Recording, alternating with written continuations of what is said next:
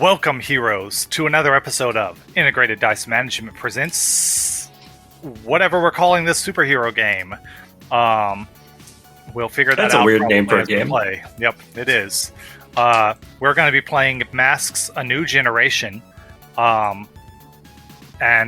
we've created our characters, and so now we're going to intro our players, starting with me, the Dungeon Master, or in this game it's called the Game Master, which I think is... No, in Vampire it's called Storyteller. You all know me, I am Ron Bjork, and with me tonight is Bill. Hey everybody, I'm Bill. I'm going to be playing the Reformed. His name is Reese, last name unknown. And Witherspoon. Not that one. And both his former villain name as well as his current hero name are both Iron Sand. He's trying to change the appearance of himself, and during the day he's a regular kid going back to school, and during most of his free time he works at his sponsor's restaurant. How old is Reese? He is 19. 19. Okay. And I didn't mention this before, but all the characters are, unless someone decided to be younger, they should be seniors in high school. So, does Reese, and I've got a question for each of you, does Reese have a crush on anyone in or outside of the team? Oh. So, okay, we're talking high school romance now. Okay. You get PG-13, guys, and room for Jesus. Jesus is probably a superhero in this world. Yeah. His power is he has transmutation abilities. That's what it lets him walk on water and change shit into other shit, like water into wine. Yeah. So you have a thing for an underage child. He was a man. He had a full beard and everything. Shut up. But in all seriousness. Okay, this is going to be just a little awkward. Okay. But he actually does have a crush on someone from his past, as someone he actually used to work with. And what's crazy is that he doesn't even know what she looks like.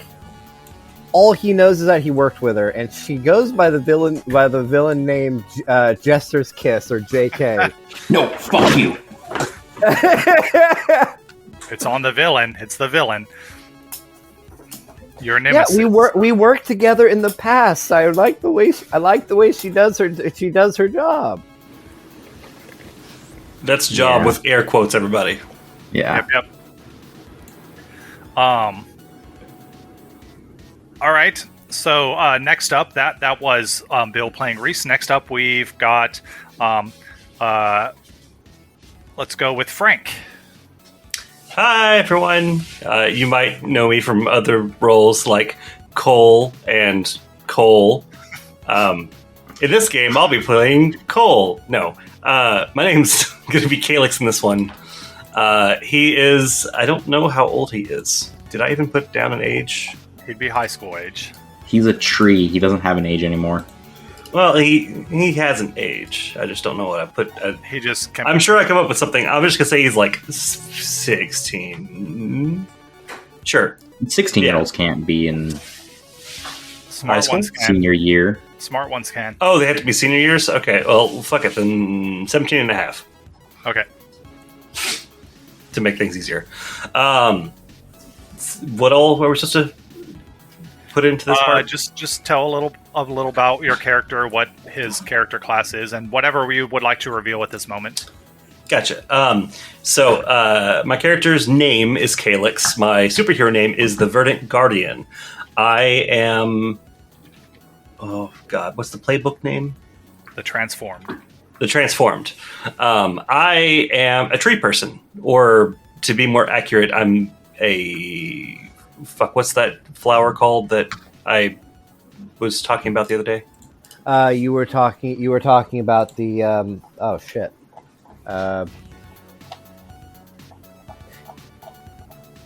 10 seconds. I'm scrolling up. I'm trying to find it. Drop it in Discord. Wisteria. Oh, Wisteria. So I'm actually a combination of Wisteria and human. Wisteria is a vine that can be also like a tree or a bush. And it has a bark-like texture, but still it's greenery. Its new growth is typically green. The flowers can be anywhere from white to like purplish in color. Super pretty plant if you want to look it up. Anyways, I was combined with the wisteria through a combination of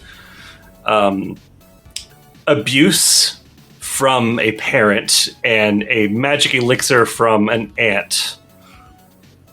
I feel like that's enough info. Yeah. Magic elixir so- from an ant. Does Calyx She works at a any- biotech facility. Does She? Calyx The His aunt, yes. aunt? Oh, the ant. Aunt. The aunt. My aunt. Oh, Not like an ant that's like an ant hill, but an I aunt was so that confused. is like your parents' sister. Okay. So not counting your aunt, which I don't know if you would consider her a close family member, but does Calyx have any siblings, cousins, or other family members that he's close to? So Calyx is an only child. His mother died when he was really young. She had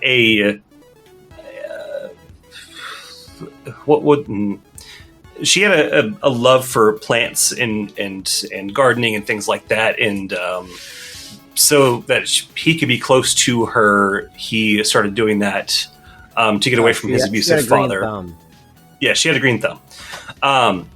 But other than himself and his father, he lives used to live mostly in the greenhouse behind his house. Whenever his father would come home drunk or whatever. But past his father and his aunt, no close siblings. His aunt has a daughter that Calyx was at one point friendly with, but not exactly friends with. Okay. And what does she feel about your transformation? She feels partially responsible because she's the one that talked her mother into sneaking the growth elixir from the biotech company to try to make Calyx slightly more happy in his otherwise dreary life. Alrighty. Now Calyx does have a friend, actually a friend of all of them, but he's not here tonight. That is whoever Jaden is playing, possibly named Brad, but he might change that name.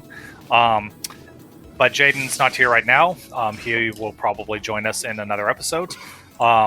And the last member of our cast, last but not least, is Hayden. Hey, I'll be playing Siphon, who is also known as Max. Max Jr. specifically, you might remember him from the vampire, the son of my vampire Max. In this world, Max's dad took the deal to took a deal to get his son to have powers, since he was disapproving of his son being a mundane person.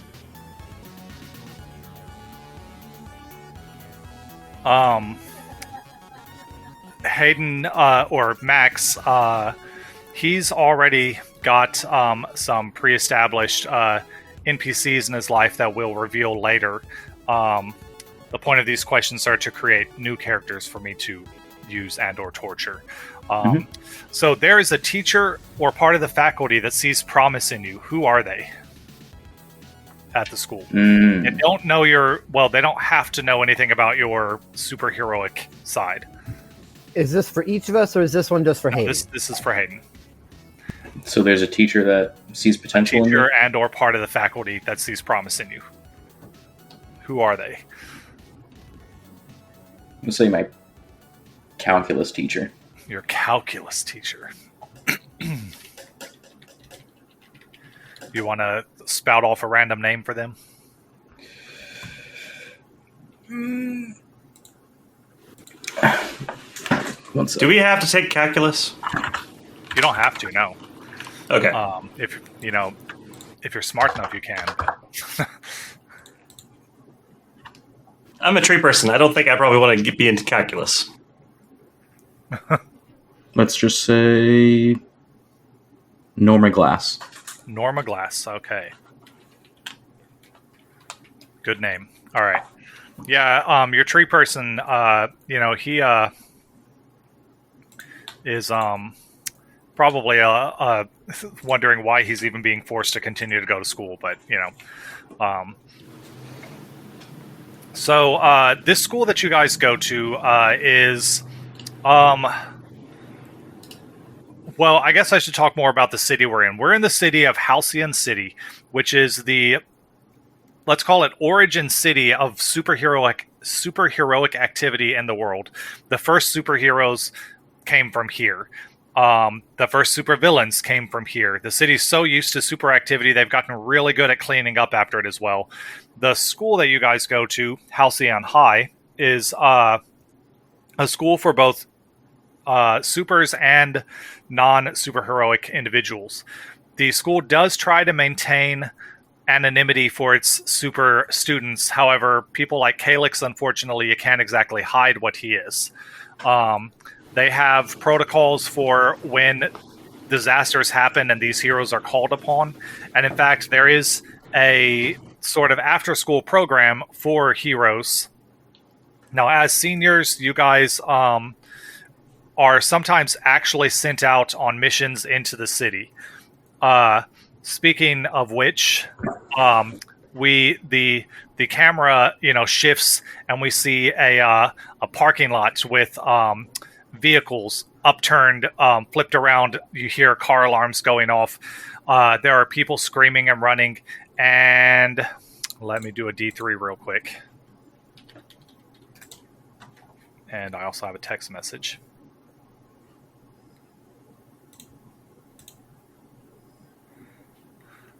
2. And Reese, although I think right now you are Iron Sand, there is a hold on, I gotta get there is a Subaru being tossed at you.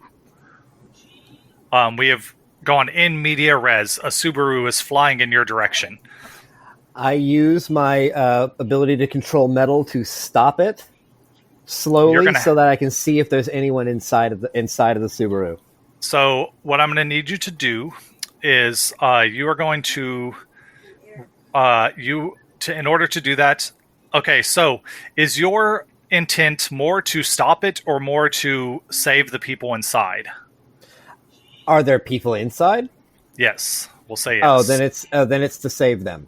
Okay, so you're going to roll the move. Where are the moves? They're not on this sheet. Okay, then I need to bring that up so I know what the heck I'm talking about. It's I believe it's the move defend someone. Basically, you're going to roll savior. I should have printed this out. Oh shit! This is gonna be rough. We got a negative to this one. To start. Okay, here we go. Okay, so that's going to be situation, bonus, penalty, anything? Nothing right now.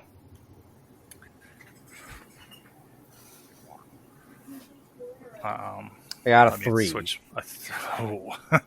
Okay, it counts. That's too low for me. This, it counts as a miss. It does, and that's too low for me to even have someone help you.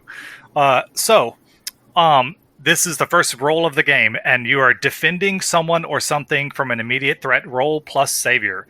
For NPC threats on a hit, you keep them. So basically, you missed, which means the for PC threats. Okay, this car. So being the young, inexperienced hero that you are, and this is a stressful situation, you weren't able to get your hands up and get your powers focused on time. You were able to probably like twist the car a little bit and at least get it upright, but it still slams into the ground right where you are. And you're going to... I wasn't planning on this to happen so quickly, but you're going to do the thing called take a powerful blow. So in order to take a powerful blow, you actually want to roll low. Okay. In this case, there is... Let me see. It should be on the sheet somewhere. Is it not? Could have sworn it. Where it says conditions, you roll. Just click the dice next to the word conditions. Okay, conditions. Okay, so we're gonna roll that. Submit. Okay, so a Fuck. hit is not ideal. I got rolled a 7. All right, so on a 7, I need to print this page out so I don't have to keep switching windows. On a 7, choose one of the following. You lash out verbally, provoke a teammate to foolhardy action, or take advantage of your influence to inflict a condition on a teammate. You give your ground and your opposition gets an opportunity, or you struggle past the pain and mark 2 conditions. Oh, and conditions are actual damage, aren't they? Yeah. Hmm. And they can be cleared, even in the course of combat. All right, I'm not going to have a mouse for a second because I got to plug in my printer. Okay. And I don't feel like... I mean, you can keep talking. It'll... Oh, crap. Nope, I can't do that. What are... What was the second one again? The second one is... where'd it go? The second one was you give ground and your opposition gets an opportunity. I'm going to go ahead and give ground. Okay. Now, give me just a second because I need to plug this into the back of my computer. Okay. So I can print this and not have to keep switching windows. My printer's Wi-Fi stopped working. And I've just been plugging it into the front of my printer or my computer and unplugging my microphone. But I kind of need my microphone right now. Either that or... Oh, yeah. I don't know if I've got an extra spot on the back. Screw it. I will unplug my microphone temporarily. I will be back in a couple seconds. We're recording again now. So I'm going to cut all this part out, but, just... So there are basic moves that everyone can do, and then there are the moves on your character sheet. So Bill did 2 basic moves so far, the defend and the take a powerful blow. So okay. Edit back in now. All right. So you just, what option did you choose, Bill, of those 3 things? Give ground. Okay. Now, before we unpack what happens with that, now we're going to do what normally happens at the start of a fight. We're going to do the move called it is a team mechanic called when you enter battle against a dangerous foe as a team. So now the episode kind of flashes back a little bit and shows like what started this fight. There is let's just call him a villain. I mean, he is is he really a super villain? I don't know. But a villain named Razor Fist has decided to attack the Halcyon City Bank. He has he's a crime boss in town who has superpowers. He has the power to punch things, and then from his fist is like an invisible slash of my original concept of this character was he punches things and does slashing damage.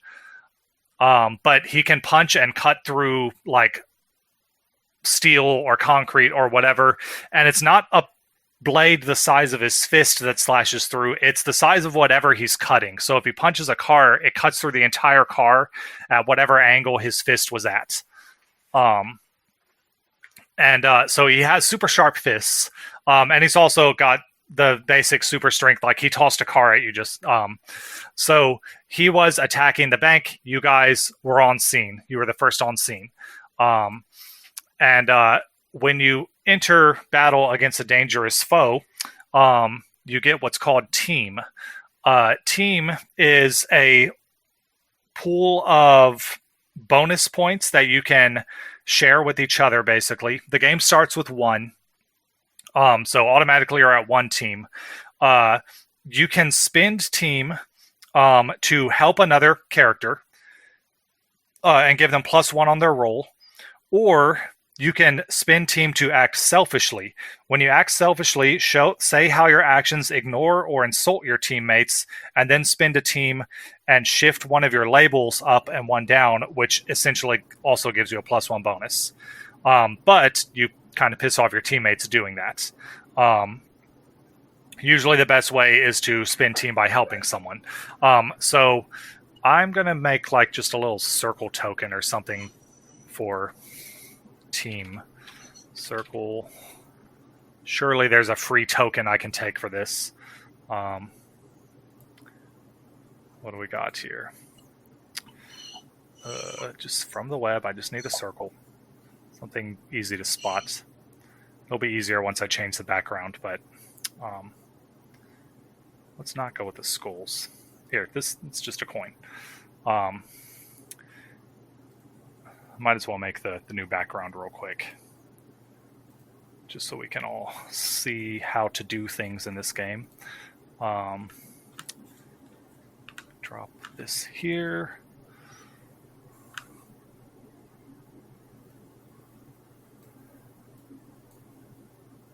Move over the map.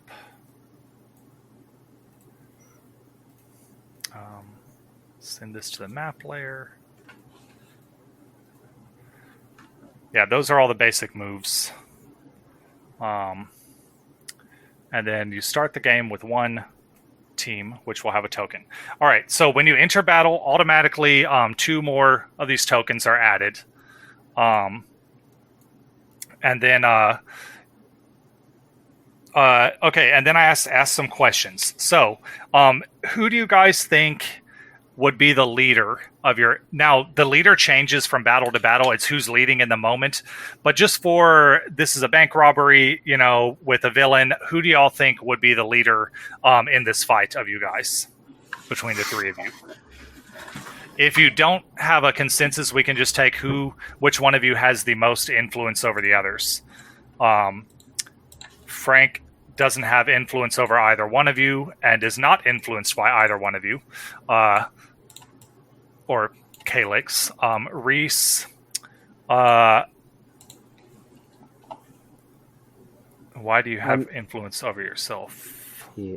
Done something wrong not. here. I don't influence anybody, but I do. I am influenced by Jaden's character. Okay, so this isn't working out so far. And then Siphon. I will gladly take the leader position if it has to be done. It's just a temporary, like, who's in charge. I'll do that. Yeah.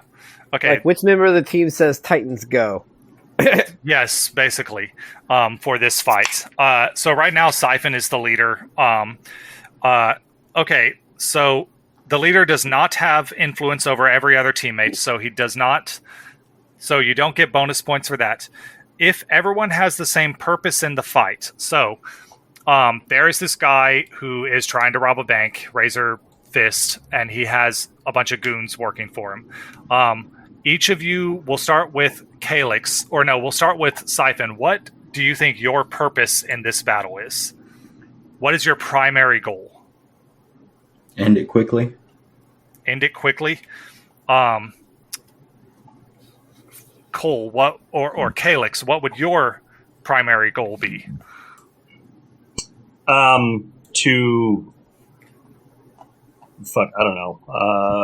Lessen the impact to other individuals. and then Reese. Get people out of the way. Okay, so you all don't share the same goal in this fight because Siphon wants to end it quickly. The other two of you want to protect the people around you. So your goals. So that doesn't give you a bonus point. Do any of you distrust Siphon? Right now, there's no reason in story for you to, unless you want to decide right from the get-go that you distrust him. But do either of you distrust Siphon? No, probably not. Like, specifically, no. Okay. Then we don't lose a point. And then for this, I'll say, if is your team ill-prepared or off-balance? I'm going to say no, you're not unprepared. You guys were sent to deal with this, so you're prepared for this. So you guys have 3 team points. You can spend that to help each other out and or spend it selfishly, but that causes other teammates to be mad at you. The fight's, kind of just started. The goons are in the bank already, but Razorfist was standing outside to watch for heroes, and you guys arrived, and he immediately chucked a car at Reese. So now there's no initiative in this, so you guys can kind of try to like let each other take turns, but you say things and do them as you think of them, basically. There are a bunch of goons standing outside with guns who will soon be opening fire on you as well.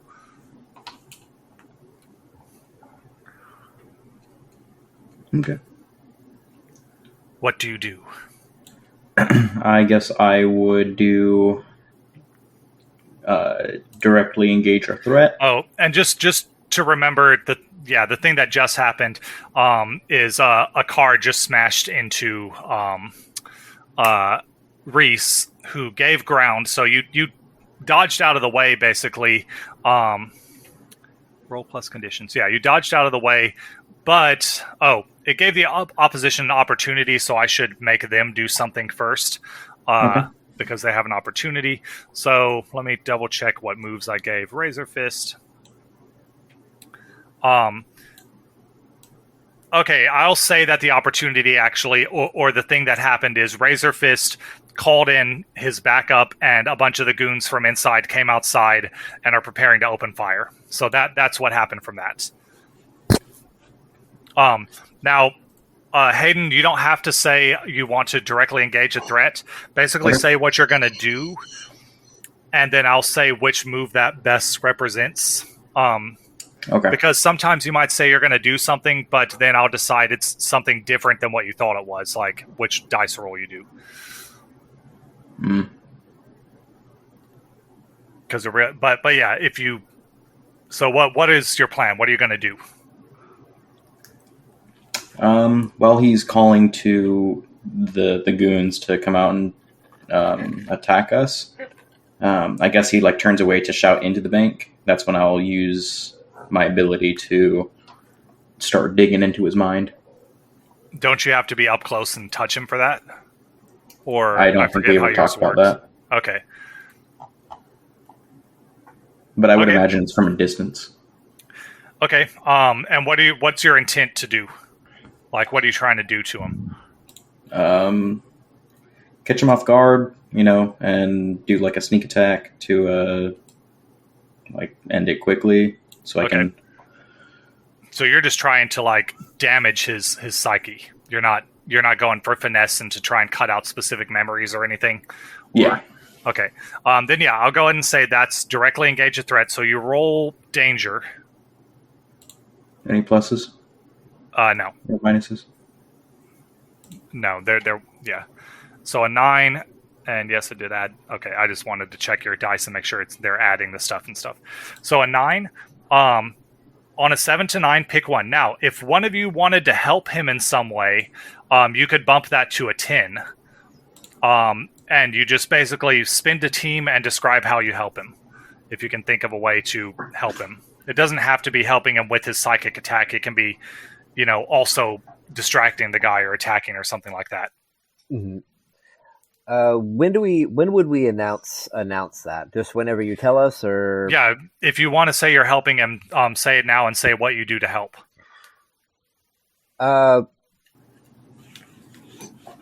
I don't know if it would actually be helping him. If it would be helping him directly, so I don't think this qualifies. Well, what were you thinking? I was going to try to pull the guns out of everyone's hands.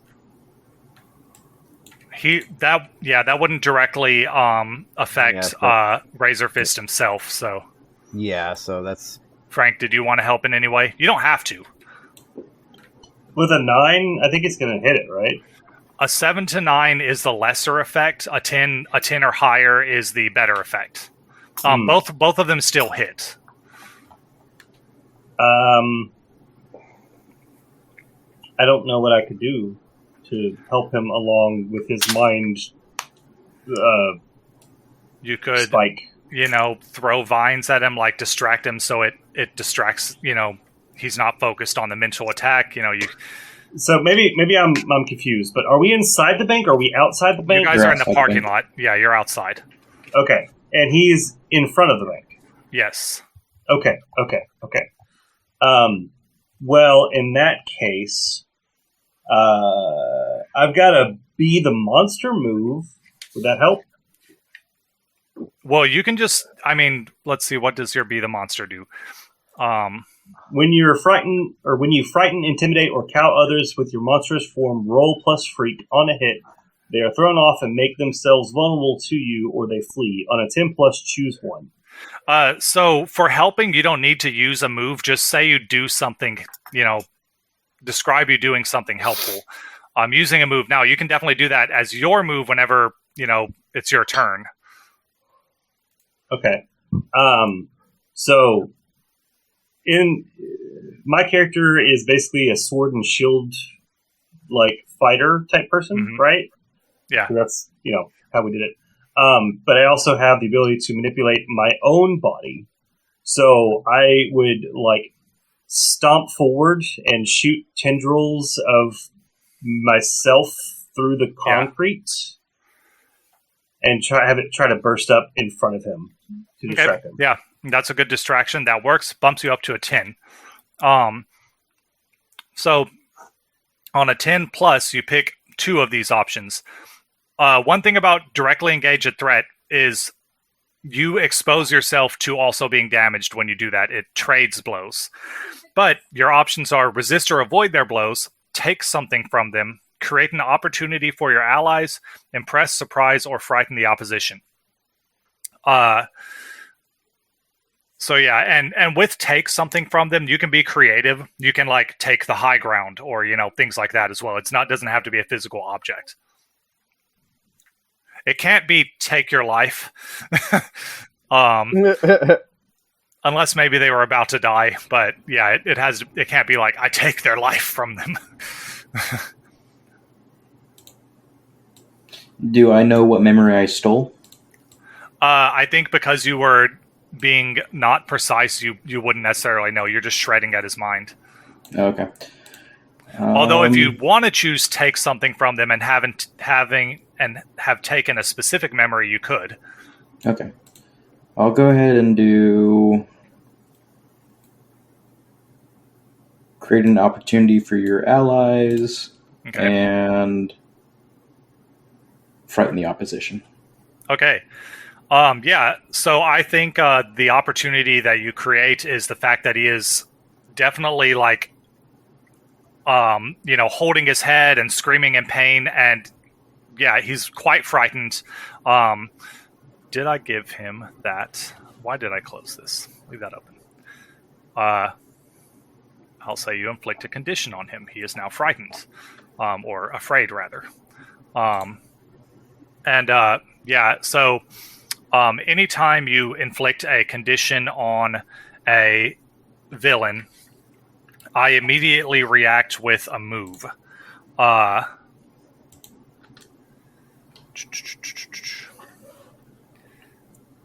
Okay, we'll go with the afraid condition move. So I react, anytime you basically damage a villain, I react with something. He's going to throw up blocks and walls. So he's basically going to start. First he's like screaming and cowering and stuff, and then he's just going to start punching the ground around himself. He's still distracted, but he's punching the ground and stuff, creating sort of like a moat or trench around him. One of you guys can now do something, either Bill or Frank, since Hayden just did something. I'm gonna go ahead and focus my powers onto as many of the goons that just came out of their guns. I'm gonna just try to I'm not doing anything fancy. I'm just trying to pull them and yank them out of their hands. All right, that's going to be an unleash your powers. All right.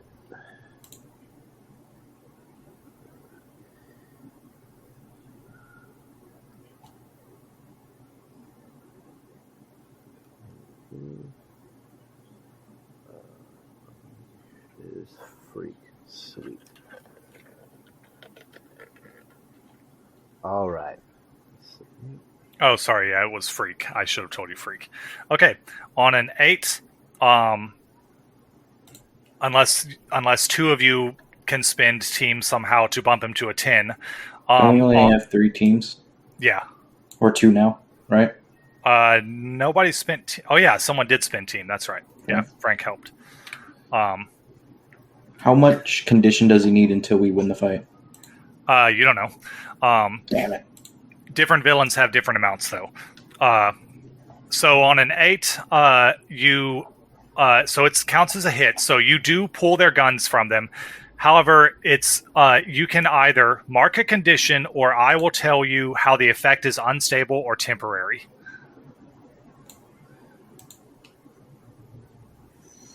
How many conditions do we have until we're out? You've got 5 conditions. Okay.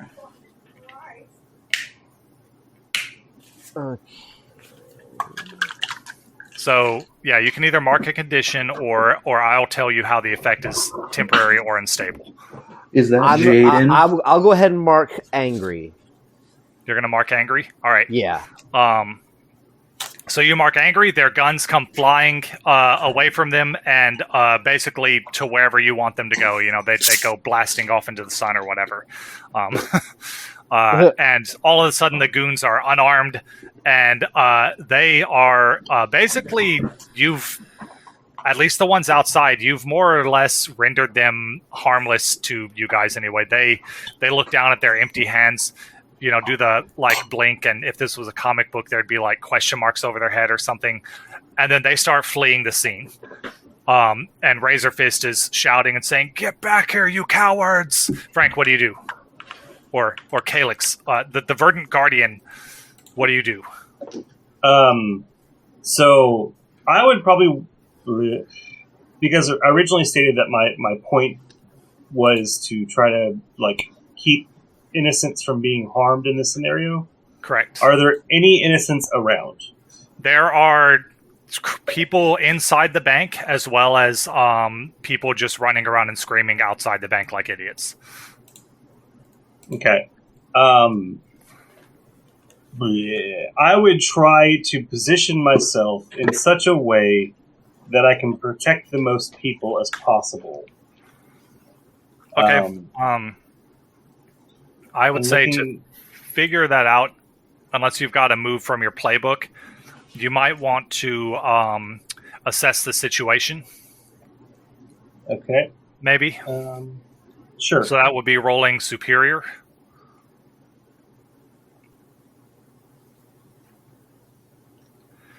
That is also an 8. So you can answer, ask one of the questions from that list. You should be able to see them on the map. But what tier can I use to blank? What tier is the biggest threat? What tier is in the greatest danger? Who is the most vulnerable to me? Or how can we best end this quickly? You can also reframe the question, like, you know, you could say, what's the best way to protect the innocents and things like that. But ideally, they want you to use those questions. But, you know, if none of them apply at all, then you can use one of the other ones. Or you can make up a question, rather.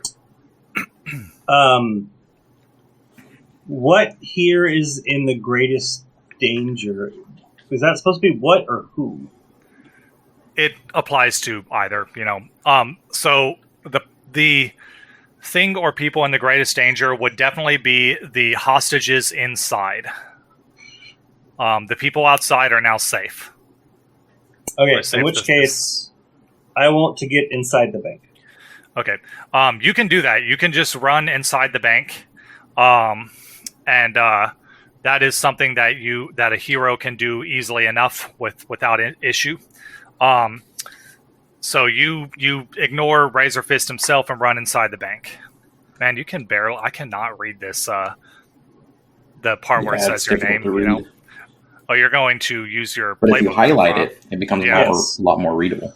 Right, I'm going to use Unstoppable. When you smash your way through scenery to get to or away from something, roll plus danger. On a hit, the world breaks before you, and you get what you want. On a 7 to 9, choose one. Mark a condition, leave something behind, or take something with you. On a miss, you smash through, but leave devastation in your wake, or wind up somewhere worse. Fun. All right, go ahead and roll that. I did. Oh, that's I the got 9. A 9. So the 9 is mark a condition, leave something behind, or take something with you. I don't understand the question. So you break through. That's fine. That happens. You get what you want. On a 7 to 9, you choose one of the following: mark a condition, leave something behind, or take something with you. Mark a condition on them, or mark a condition on yourself. Okay. Why would I want to mark a condition on myself? If you have no reason to leave something behind or take something with you. You left us behind, Nimnitz. I mean, yeah, that. You could choose that. That works. Yeah. You leave your allies behind. Okay, there you go. So I, Let's see, you've left them behind to fight Razor Fist on their own.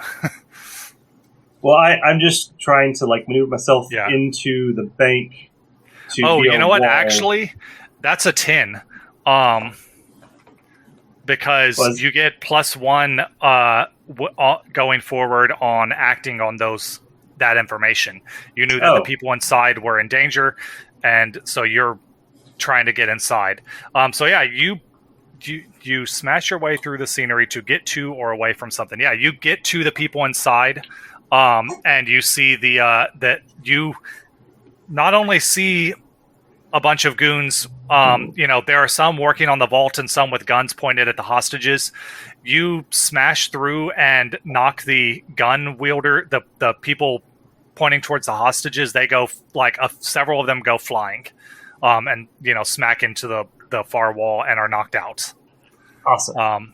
Yeah, there are still the people trying to open the vault, and one or two people who have now turned their guns towards you. Less awesome. Yeah. All of a sudden, another superhero appears on the scene.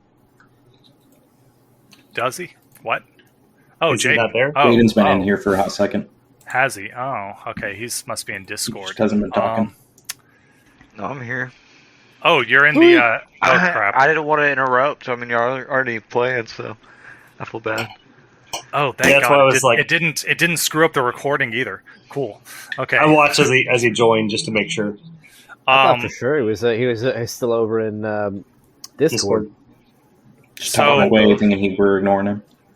So, Jaden, just so you are aware of what's happening, they are in a fight outside of a bank. Frank is inside a bank against a villain named Razor Fist. Who has the ability to punch things and slash through them with his fists. So, yeah, well, the three of them have done something. Let's say, well, first, since you're here, did you ever come up with a name for your character? I did not, but say anything other than Bradley, somebody. Bradley, That is a normal name. Just come up with a name? Kevin. Yeah. I like Kevin. Stefan. Kevin. Everybody likes Stefan. Kevin. All of y'all, name a Kevin that you didn't get along with. My dad. Parents don't count. You I'm never not get joking. along with your parents. That doesn't Kevin count. Bacon. There's no chance you'll ever be listening to this, but if you are, I got along with you fine, Dad. Brett, Arnold, Tanya, Hey, you got a cool dad though. Francisco, Safwan, Ishmael. Well, here's my Tyrell. question: do you still want Zachariah. Iron to be part of your name? Because it has to be something. That No, because that was conflicting. Oh, okay. Is it Jim- recording me, or am I talking in Discord? Recording. No, you're being recorded.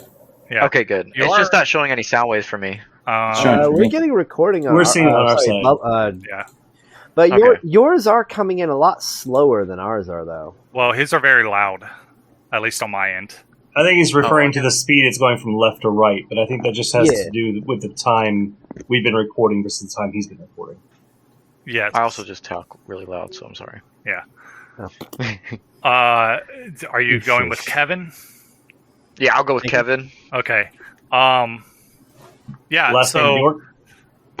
no. So go ahead and introduce yourself real quick. To the audience, To the audience or to them. and to your character. Introduce your character to the audience. Okay. What's up, y'all? My name is Jaden. I'm sure you've heard me in many episodes because y'all been listening to every single one. But I am now originally Bradley, Iron Brad, but now I'm Kevin, and then I'm just gonna have my superhero name be Kevin, but all caps, and it's gonna be an acronym at some point. I just have to come up with that. Nice. Okay. We'll skip the Fucking epic. we'll skip the extra questions until after the battle. Because actually the question I was going to ask your character applies to the next thing that'll happen in the game. So, Perfect. So Kevin arrives on scene. He was a little late getting here, but he's here now. How do you arrive?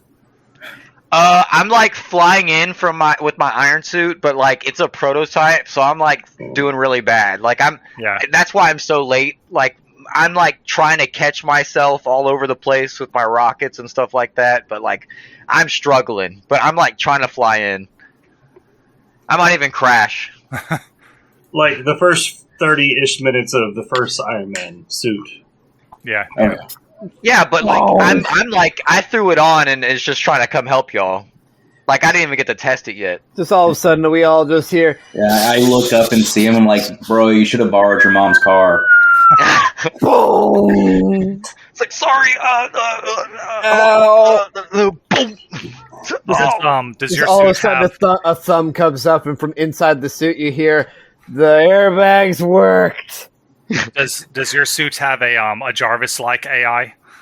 Yes, but it's also super prototype right now. Okay, what is this? Okay. Its name is also Kevin. Yeah, it's Kevin. It's just me. Its name might as well be Siri. Okay. Kevin, your suit displays a bit of a tactical relay of the scene. You see that there are a bunch of thugs who are running away. Their weapons are scattered on the ground near Bill's character, Iron Sand. And you don't see Calyx, but you do see a large hole in the wall of the bank. Presumably that's where he is. And Siphon is hands up doing some mind control-y stuff to Razor Fist, the villain, who is currently punching holes in the ground and screaming in pain. Do we know the villain's name's Razor Fist, or did we just guess? He's a known entity, yeah. He's a known Okay. villain. Gotcha. What's the last thing you said? What do I do? Yeah, what do you do? I get up, like really, and I even like crack my back. I'm like, oh, don't worry, guys, the cavalry's here. And then like I just like I don't have it like my rockets aren't propulsed yet. Like for whatever reason they weren't working, so I just like rip off one of my rockets on my arm and just throw it at him. Okay, that sounds like That is directly absolutely Mark 1. directly engaging a threat. I think you're directly attacking him. Is there any penalty? So what you do is you roll danger. That might be provoking someone. Yeah. It's such like a petty act. Well, really, what Huh? is your intent with throwing this rocket at him? Hopefully it'll blow up on him, right? and harm him, yeah, then that would be directly Okay. engaging him. Yeah, I was about to be like, that seems like such a petty act. It might just provoke him to get pissed off. Yeah. Well, yeah, if it doesn't blow up, I'm sure it will. Well, provoking is usually a verbal thing, or flipping someone Like, off. hey, fatty. Yeah, but yeah. You throw your rocket at him, so roll danger. Okay, do I have a situational bonus or penalty? No, Okay. a hit. So on an 8, when you directly engage a threat, roll danger. On a hit, you trade blows, so you will harm him. On a 10 plus, you pick. Oh no! On a 7 to 9, pick one of the following: resist or avoid their blows, take something from them, create an opportunity for your allies, or impress, surprise, or frighten the opposition. Surprise. Okay. Yeah, he's definitely surprised by this. He sees the. So you didn't choose resist his blows, which means he has to hit you back. That's fine. So what I think happens is he manages to he spots your rocket incoming, and he punches in the air and sends his fist blade out into the air, which causes the rocket to explode halfway between the two of you, not throwing you both back, and you mark a condition. So you both have been tossed and you both take damage. Choose one of the conditions that you think applies most to what just happened. Probably angry right now. Yeah, angry is usually the easy one to pick for the beginning of a fight. Yeah, so you're angry now. The good news is he does that. He gets thrown back and smashes into the wall, and then slumps down and does not get back up. Ooh. He does. From what the fight's the villain of the fight is over. There's still what's going on inside. So let's go ahead and unless anyone else is going to run inside, if we want to shift back to Frank or to Calyx. Now that everyone is now that the guns have been broken down, I'm going to start heading inside. But I'm being really careful about things, so it's probably going to be just a minute. Okay. Can I go again? Yeah. Would I feel like I have a better chance of focusing on a specific memory of his, or because I've already invaded his mind? Now that you're not just attacking him, yeah, you could definitely try to unleash your powers and go for specific memories. What would that be? Unleash your powers is rolling freak. Freak. I have a +1 in it. I guess I could try. What would be a good memory of his that I'd rip away from him? Let's try his first kiss. Okay. Well, that's a good one. I was going to say the birth of his first kid. I don't know if he's got kids. But a man like that who looks like Dean Winchester, he's probably had a few kisses. Yeah, good point. All right. Do I roll any situational bonuses, penalties? No. Oh, shit. Yeah, you take whatever you want to take from him. Can I take multiple things, or? Yeah. Your powers are working fine right now. I still choose Makes sense since combat is over. So I choose 2 of the... no, this is unleash your powers. So you just do what you want to do with your powers. Okay. I guess you take what I was looking for. What's your character's motivations in taking these memories? Because the guy's knocked out now. Okay. I took them because it's a really blowing impact, and I hope that the more he is punished, the less evil he will do. So because he knows eventually I'll come back around and keep stealing memories from him, so how about he just quits his shit and stops doing it? Okay. Before he becomes a mindless void. Yeah. Yeah, he's basically just cowering and begging for mercy now. Right. And that's when I yell into the bank, and I say, do I know if the other robbers are still in there? Can I see into it? Probably assume. Yeah, you can see through the front doors. Okay. And I call out to the other goons, and I say, "Look at your leader. He cowers down on the floor." Now that sounds like you're trying to provoke them into something. Okay, yeah, I'll take it. So for that, you roll plus superior, and any bonuses. So what are you trying to get them to do first before you roll? Like, what's your to do the same or give up? Give up. Okay, yeah, and then go ahead and roll. Any bonuses? No. A 6. Unless someone wants to help me and I can get a 7. So yeah, someone else can join in on this provoking and also start yelling insults at them or whatever. However, Oh yeah, well I'm absolutely going to be doing it. Be it. like, yeah, you got your asses beat by teenagers. Yeah. Be like, yoo-hoo! Do we really have to come in? So there's only 2 team here, so you can't get him up to a 10, but yeah, one of you can spend a team to bump him up to a success. So yeah, you guys join in on the taunting of them. So on a 7 to 9, all right, hold on, let's see. On a 10 plus, they rise to the bait and do what you want. On a 7 to 9, they can instead choose one. They stumble, you take +1 against them. They err, you gain a critical opportunity, or they overreact, you gain influence over them. I think they are going to err, and they, including the guys trying to get into the vault, are going to stop what they're doing. They're going to come after Siphon, not noticing the fact that, forgetting the fact that a big tree man just burst through the wall and is coming for them.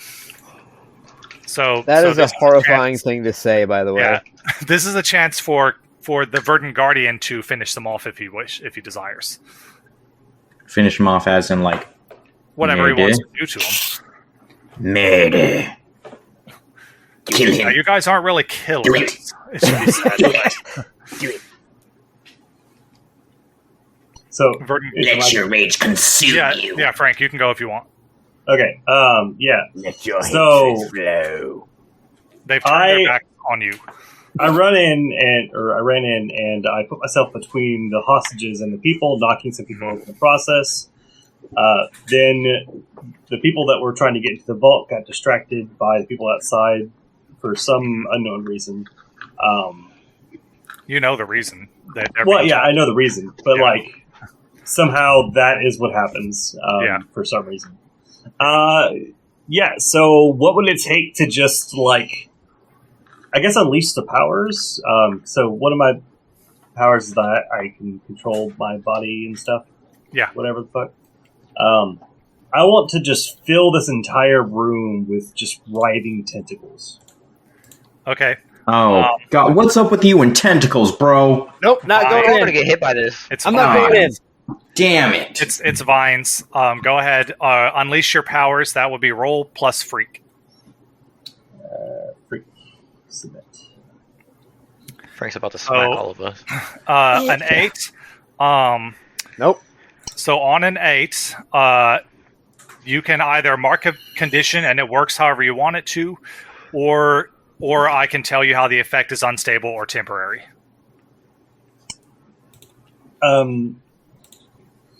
You tell me how it's unstable or temporary. All right, it is unstable because you did exactly what you said, filled the entire room with vines, and you have now accidentally entangled all of the hostages and your friends as well. And everyone is now entangled by these vines, except for Siphon. And actually, I don't think K.E.V.I.N went inside yet either. So Siphon and K.E.V.I.N are not captured, but Reese, they are not doing the thing that happened in the episode that shall not be mentioned, but they have pinned you down. This is only PG-13 this episode, okay? Have to remember these are all still teenagers. We have to get past the 10 minutes of YouTube. That's So even. that we can We've been recording for a minute. We are well past 10 minutes of 10 minutes on YouTube. I'm sorry. Yeah, and so now what does happen is like you've trapped everyone, and the cops do eventually, they do arrive on scene and start arresting the bad guys. The fight is basically over. You take out the goons. The goons have no chance against the heroes in small numbers like that. I imagine I can move through my vine explosion. I would think so, yeah. I would like to take out the people first. Okay. Probably my crew first, then the hostages. And then once the police arrive, then take out the baddies. Yeah. And for a little while, like for the next couple of days, they're going to be in there hacking away. Well, I guess these vines are a part of you? Or is it from plant control? So I have plant control and control of my body, right? Uh-huh. Yeah. Is that what it was? Yes. Hold on. Where do I see that? Plant affinity and transmuting flesh. I do need to ask Where is because that, though? It's in your bio right at the top.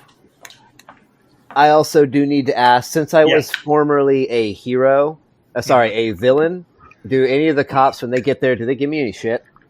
They definitely give you the side eye, but they're here to arrest some other guys right now. Okay, while they're giving me side eye, I'm going to be giving them stink eye right back. Like, yeah. I'm just going to be like very quietly, like trying to just be a shit to them, but not getting in their way. Mm-hmm. Just like flipping them off when I get the opportunity and shit like that. We don't have a good history. Mocking him, walking right behind him. Would you attempt to commit a misdemeanor or small victimless crime to blow off steam? Oh yeah, absolutely. What do you do? Can I bust in and do that too, so I can get my angry out of here? No, because you antagonize the cops. It is a move specific to his playbook. I am going to. Okay, so I am going to. Yeah, I'm going to surround my fist in the sand, and it's going to condense and harden into a metal fist, and I'm going to smash out one of the cops' headlights. Okay. Yeah, you can clear your anger condition from doing that. You also would have been able to clear that condition. To clear angry, you can hurt someone or break something important. I guess a cop car is kind of important. Kevin, you also have angry. Now, you could join in. That's what I'm saying. If you hurt someone or break something important, you can get rid of angry. But you also... That's what I'm saying. So, and he just came outside and did that.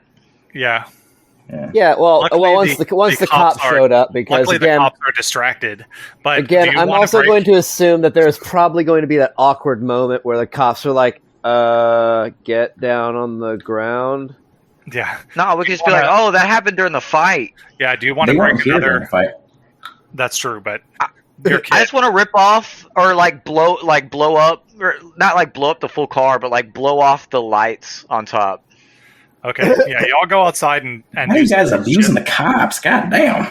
Y'all do annoying. We've got history. You definitely do some mischief, Jaden, because you broke something important. I'm going to say a cop car is important because this could change the way the cops view you guys. I mean, obviously, I already view Bill as bad, but but because you broke something important, you can also clear angry. And the other two of you don't have conditions right now, so you're good. And the cops, they come, they arrest everyone, and then the camera changes scenes because, now that was the quick opener to episode 1, and we're going to change scenes. But first, I'm going to go grab another drink because I ran out of drink. I'll be right back. I also need to go to the bathroom. Okay. So Frank and Hayden, I have a couple of options for acronyms. I wanna run it by y'all. Mm-hmm. All right. So the first one I came up with was I don't think too good, but I mean it kind of makes sense. It's kinetic energy, virtually infinite nanotech. Okay. I don't really like it too much because I feel like it doesn't roll into itself. Yeah, exactly. But it does kind of explain it. Right. But the second one I like a lot, and this third one I like a lot. It's a mouthful too, but it actually makes more sense. Knowledge enhanced vigilante and nano gear. Love it. Okay. That's like literally me. And then there's is it kinematic or kinematic? I don't know. I don't know what the word Or is. I don't know what the hell that means. Kinematic exoskeleton via intelligent networking. But yeah, I think the second one, Ooh. All right, I'm back. knowledge enhanced vigilante and nano gears, kind of is pretty good. I feel like that works. Yeah. Knowledge enhanced vigilante and nano gear. Yeah, that's good. That's totally something the brain would come up with. Yes, I'll call myself the knowledge enhanced vigilante and nano gear. They'll love it. Please let me know if that's how you actually talk. Do you want me? I can. I could be super No, snooty wait, and that's- just nasty and That's nerdy. that's how he talks whenever he's not in the suit. Yeah, He's got a the suit voice. makes me sound super Chad, but like Yeah. whenever I'm out of it, I'm like, I feel like According to my that's- research, that should be more of like your secret identity. You take on that role, not that you are that person.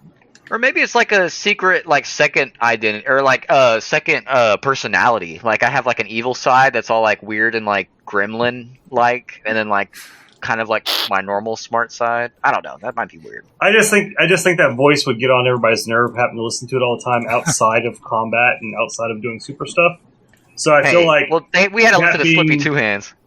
Hey, there's nothing wrong with some Slippy Two Hands, okay? Slippy Two Hands is where it's at. All right. We'll get back into the game. Anyways, yeah, sorry. So the camera changes scenes, and in view is the outside of Halcyon City High. Camera zooms in, shows each of you your. You know what? Let's see. Everyone, give me a D4. Ooh. hold on, I can't find my mouse. Oh shit, we're rolling an actual dice, y'all. Holy fuck. The downside of having 3 monitors, you Two, lose three. your cursor sometimes. 3, 2, 3. And 4. Fucking 4. So, who rolled the 3? Who was the 3s? Are Bill and Frank. Okay, so Calix and Reese, you guys are in. Let me just random classroom generator. What? I need a random class. Give me a random class in school. Jim. Science. Mathematics. You two are together in Home science economics. class. Home econ. Okay, you two, Reese and Calix, are sitting in science class. Can we make it home economics? I think that'd be hilarious. Okay, y'all are in home ec. Y'all Yeah, are in home ec. I totally All got it. development. Home ec. Or humanity or Hold up. humanitarian class. Y'all They're are trying in to be home, humans. You're in home ec. No, nobody knows that they're. Well, Calix is obvious, but the rest of you have. Nobody knows. Well, Yeah, the rest of you Well, have secret I mean, identities. Kevin, What? Somebody here can't hide it. it's your first name, Kevin. Okay, Kevin, you are in mathematics class. Reese and Calix are in home ec, and we'll say that Siphon is in gym class because I feel like Siphon is not a gym class kind of kid, and that would be funny. Siphon actually does UFC outside of school. Does he really? Okay. He does. In home ec, we're making brownies today. How about let's say it's calculus because he hates. I was about to say that. Mrs. Glass's class. He just hates calculus. Okay, in that case, we'll put. Okay, screw it. You two are in the same class together as well. Just to It just works that way. I'm just kidding. since he wants to be in calculus. Okay, I have a question. so before you ask a question, I want to ask the character question that I have for Jaden. Who is the person, and you can't choose Siphon, I want new NPCs. Who is the person in your class who is always trying to cheat off you? And do you Probably Hayden. No. You can't I said choose you me. can't choose him. Oh, okay. Okay. We're creating a new NPC. And do you like it when they do this or hate it? So who are they, and how do you feel about them cheating off you? I probably hate it because I'm a nerd. Okay, and who is It's a guy named Billiam. Billiam. Really? Cheats off. God damn it! I feel like where Bill I go- would have cheated in calculus. Every fucking where I go, no matter how old I've ever been, since I started going by Bill, that's the name that's followed me around. Billiam. It's so good. Billiam. Wait, Bill's not your name? His name is William. That was a joke. Oh, Okay. So clear. Okay. It's, Bill was about to have a fucking meltdown. No, yeah, that was You have a joke. No, I'm sorry, you guys. You have no idea how many people don't actually know that Bill is short for William. Yeah. It's funny, Like Dick's short for Richard for some reason. right? My Bob, dick is okay. short. Robert. It does. A lot of the names. A lot of those nicknames don't make a lot of sense. But I think Ron's trying to say something. Yep, sorry. all right. Oh, so, I do have a question. Yeah. No. Go ahead. No, ask. This is important. As a plant person, Mhm. do I eat food? That is up to you. You photosynthesize. Yeah, dude. you walk outside. I feel like I just This is your- You just sit next to the window all day long. Badass. photosynthesize and drink water. I feel like that's the best. And of I course, just- like eat random, like eggshells. How does he get And- rid of his waste? Does he produce he's a- CO2? I create Plant. CO2 He and literally- dirt. He literally consumes it all. He just shits out dirt? Well, not shits. It's probably just It just falls out of your mouth? no. It probably just like I have to like. His stomach probably works like a composter. You like open up like a little flower in the head and dirt just falls out? I like the idea of like I have to like blow out my crevices because dirt just kind of. Crevices? Well, okay, so if He's you made have a up of plant, vines, so he's got crevices literally everywhere. if you have a plant and you put like stuff that can decompose and stuff like I have an elkhorn in my front yard. If you put like eggshells and banana peels and things like that in there as they decompose, they create a very rich soil inside of this elkhorn. Yeah, it's It's compost. called mulch. No, you use it as like compost. You break down vegetable scraps and other natural ingredients to make a high nutrient rich Anyways, point being, mulch boy. Yes. So to the question, or as to the answer. So if I'm in home ec, wouldn't I be like taking You are the literally our scraps and trash man. leftovers and making my own food out of that? Yes, you would. We will all be literally feeding it to you at this. Everybody's making brownies, and I have a mush of like flour. we just shit in a bag and hand it to you. Dude, I knew a guy Oh, in no, high you school can't use who actually had that surgery done. You actually can't. Aw. You actually can't use poop if it's from any creature that eats meat. You can only use herbivorous poop. That's crazy. That's Get a that's- vegan. Well, I Wait, mean, so does that mean Wait, that, do you have a pet vegan then? you can theoretically use Yeah. night soil from a human, You can. like regardless if they're vegan or not. You can. but- It's just the nutrient value isn't quite right for plants. That's, Exactly, because that's the rub. like so the Martian's wrong, or did he eat enough potatoes? no, so night soil is the word for human excrement, There is- coined back in the. Now there is a lot of benefit to using natural fertilizer that does have. All right, compost boy. That's what I'm going to refer to you now. Well, the thing This is great that content, by the way, reason- everyone. The whole It's reason fine. they I'm actually creating dipped some the, custom stuff real quick. in the Martian, the whole reason he dipped the potatoes in the poop was so that they had nutrition at all, because he was planting in Martian soil with no natural microbes or zero. anything. So it was literally his only hope of actually adding microbes to help the potatoes grow. And I guess it was kind of a Hail Mary at the end too. It honestly, like, it's a really good movie. The Martian is such a good movie. The book is Dude, I read the book.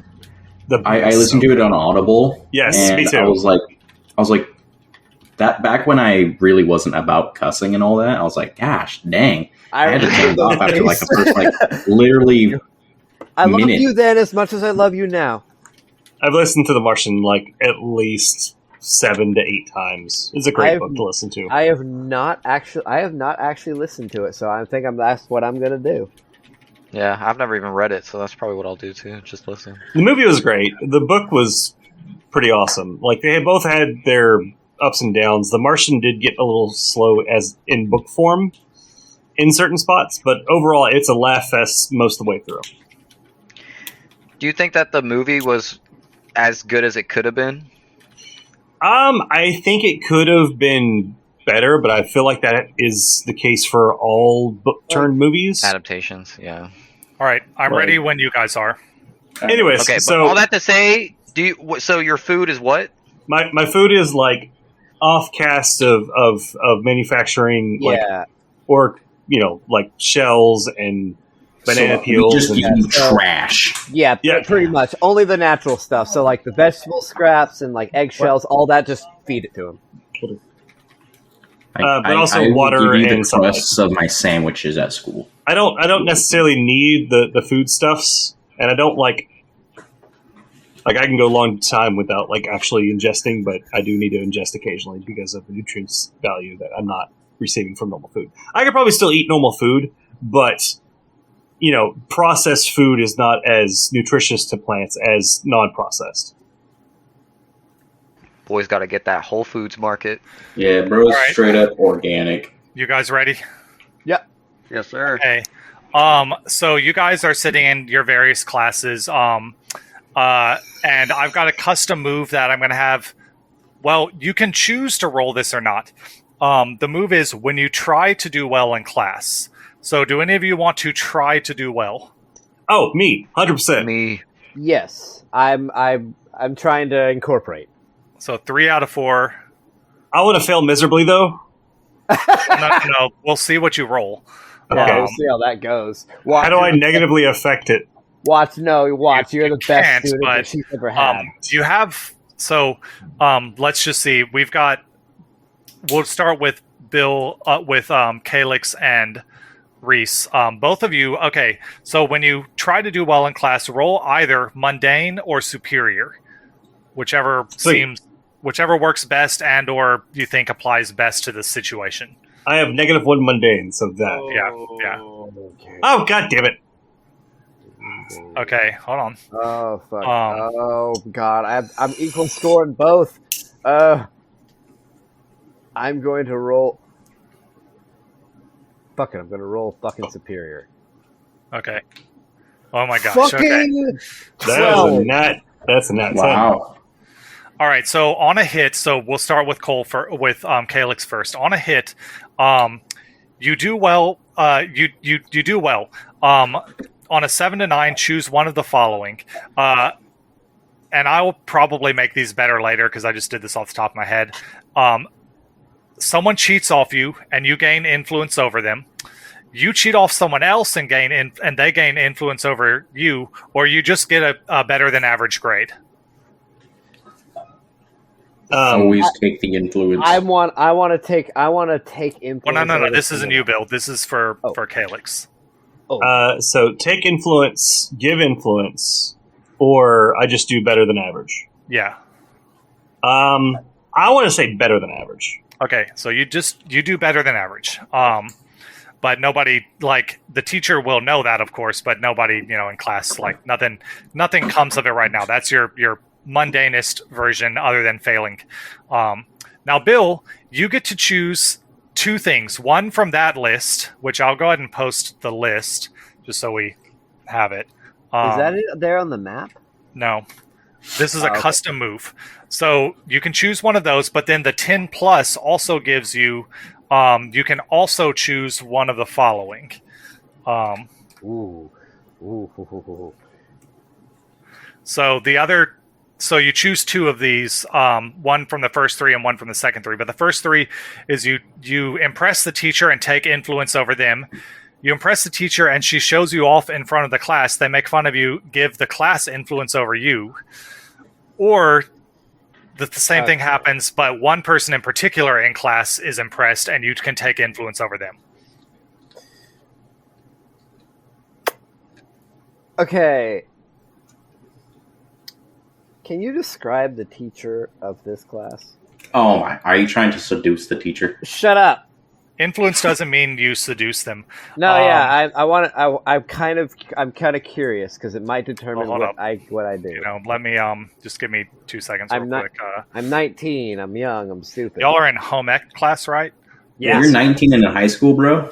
He got held back a couple grades. Rough. I didn't have a traditional childhood, okay? So I just happened to be within the age group. Traditional childhood? Are your parents LGBT affirming? Okay, so we're going to have to cut that part out. No. I guess... Okay, I'll just give you... I've got it. Mrs. Eleanor Finch. Miss Finch is a warm and nurturing presence in the classroom with a kind smile that instantly puts her students at ease. Her gentle, She's 80 years old, bro. approachable nature make her a favorite among the student body. She has a petite frame and is always impeccably dressed, favoring cozy cardigans and floral-printed dresses that reflect her timeless sense of style. She has silver-streaked hair, often pulled back into a neat bun, although a few loose strands frame her face, adding to her friendly charm. She has wireframe glasses, sparkling eyes. Her eyes sparkle when she discusses her favorite subject, home economics. She's often seen bustling about the classroom, offering encouragement and guidance to her students. So she sounds like an older woman. Yeah. But bro, Bill is taking a target. Influence has nothing to do necessarily with attraction. But that's what he thinks it is. We're teenagers. We're dumb like that. Well, no, it just means somebody cares. It means someone cares about your opinion. Yeah. No, it's actually more for my specific backstory. Y'all can find out if y'all are interested.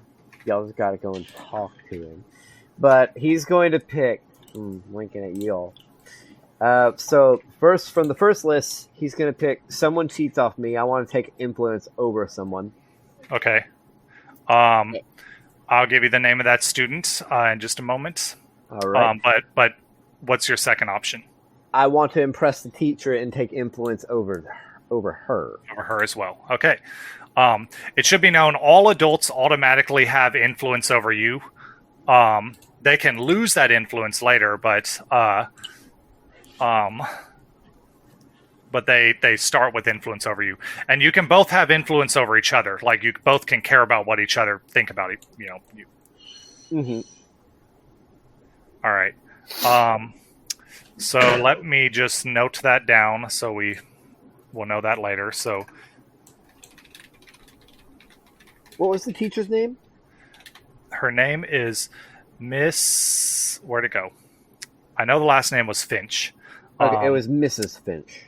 Mrs. Eleanor Finch.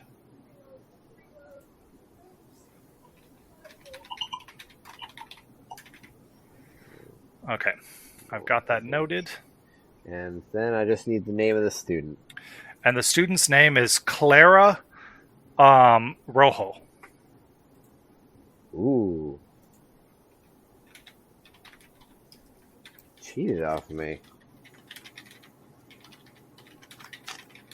Okay.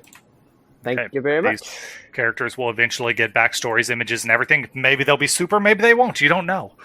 That's why. How exactly? Just out of curiosity, and this is, just Bill the player being an absolute asshole to Ron the dungeon master because he's got to do this. But can you describe Clara? Okay, sure. Describe another NPC, please. I mean, if I would do this on my own if I wasn't being on the spot, but you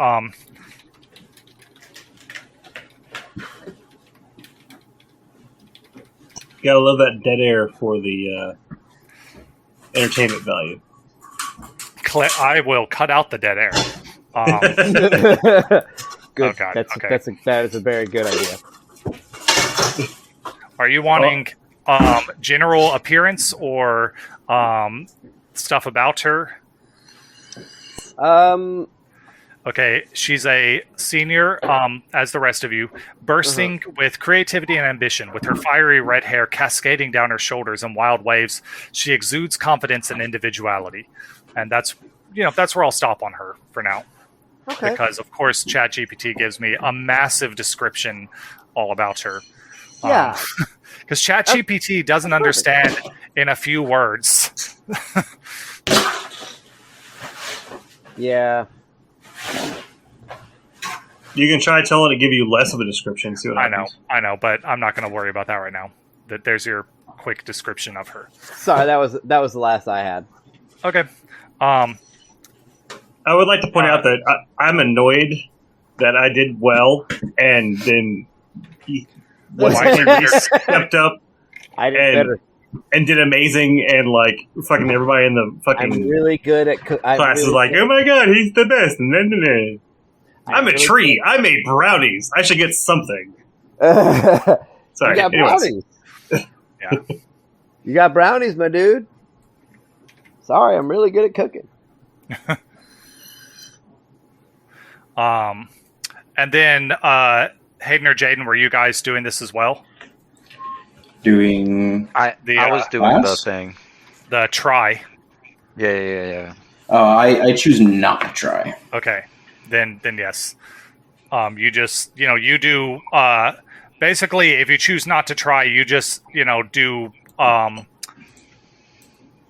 nothing noteworthy. There's no chance of massive failure, but also no chance of massive success. So this is calculus class. You, Kevin, can roll superior or mundane and see what you get. Superior. Yeah. So same thing as Bill. You get the same options. You get to choose one of the bottom three and one of the top three. Oh, Jaden, you got a full hit. Yes, sir.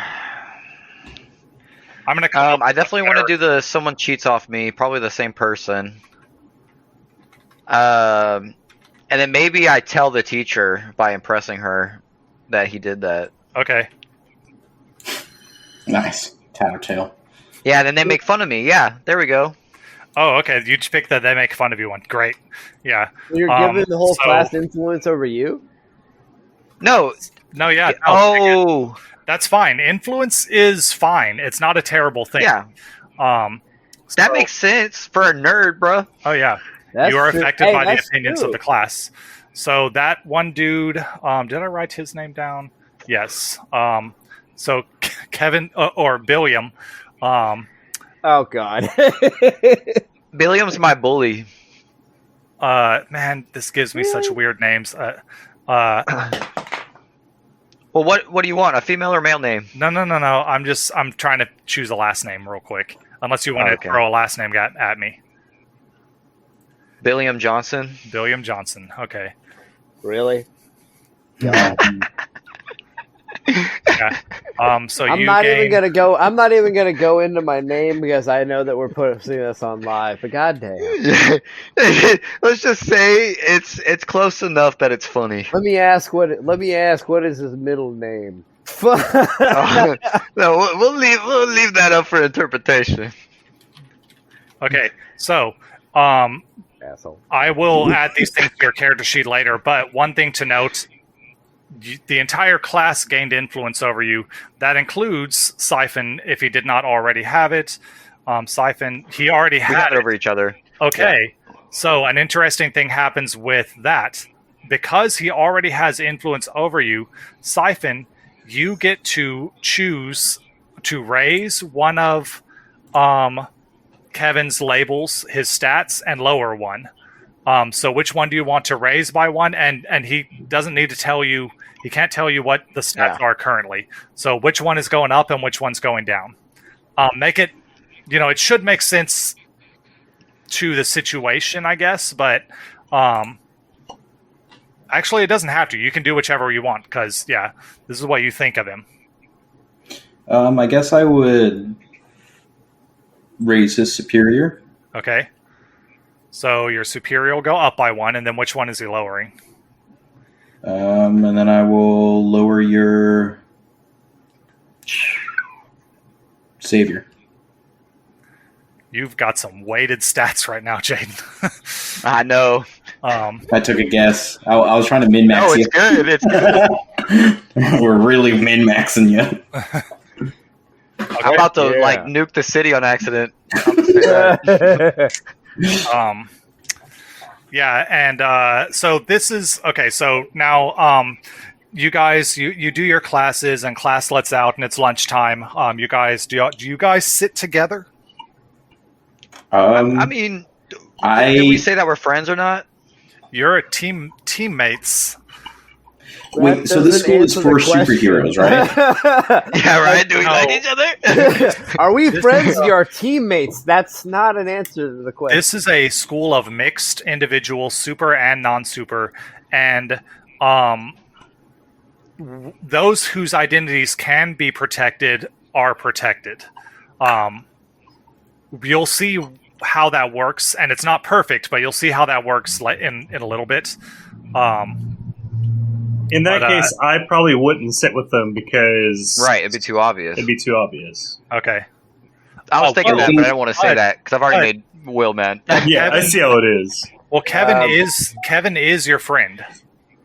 Reese is the type that if no one stops him, he's going to make after he gets his food, he's going to make his way to the library. Okay. So I immediately started with Tasha. Do recall that Kevin is your friend. That is true. And you guys were friends before he changed, so it wouldn't be suspicious for Kevin to hang out with you still. What is suspicious is that everyone knows that Kevin was friends with Calyx before he changed. Everyone also knows that Calyx's teammate is a superhero named Kevin. Some people might be able to put two and two together. Right. That's what I was thinking too. I was like, I'm probably one of those things where it's like it's kind of obvious, like what's up with my watch type shit, you know. Well, you also don't have to. You don't have to have a secret identity. I just encourage it because it adds layers to the game, you know. But I mean, I definitely think I will. But like you said, like there's probably a lot of anyone with a brain on their heads in their heads, you know. The thing about super smart people is they don't have a lot of common sense. So that's true. You're like, yes, and it stands for something, you know. Like they might know the acronym too, so it might be like that might throw them off a little bit. But anyway, yeah. So would you go sit with Calyx?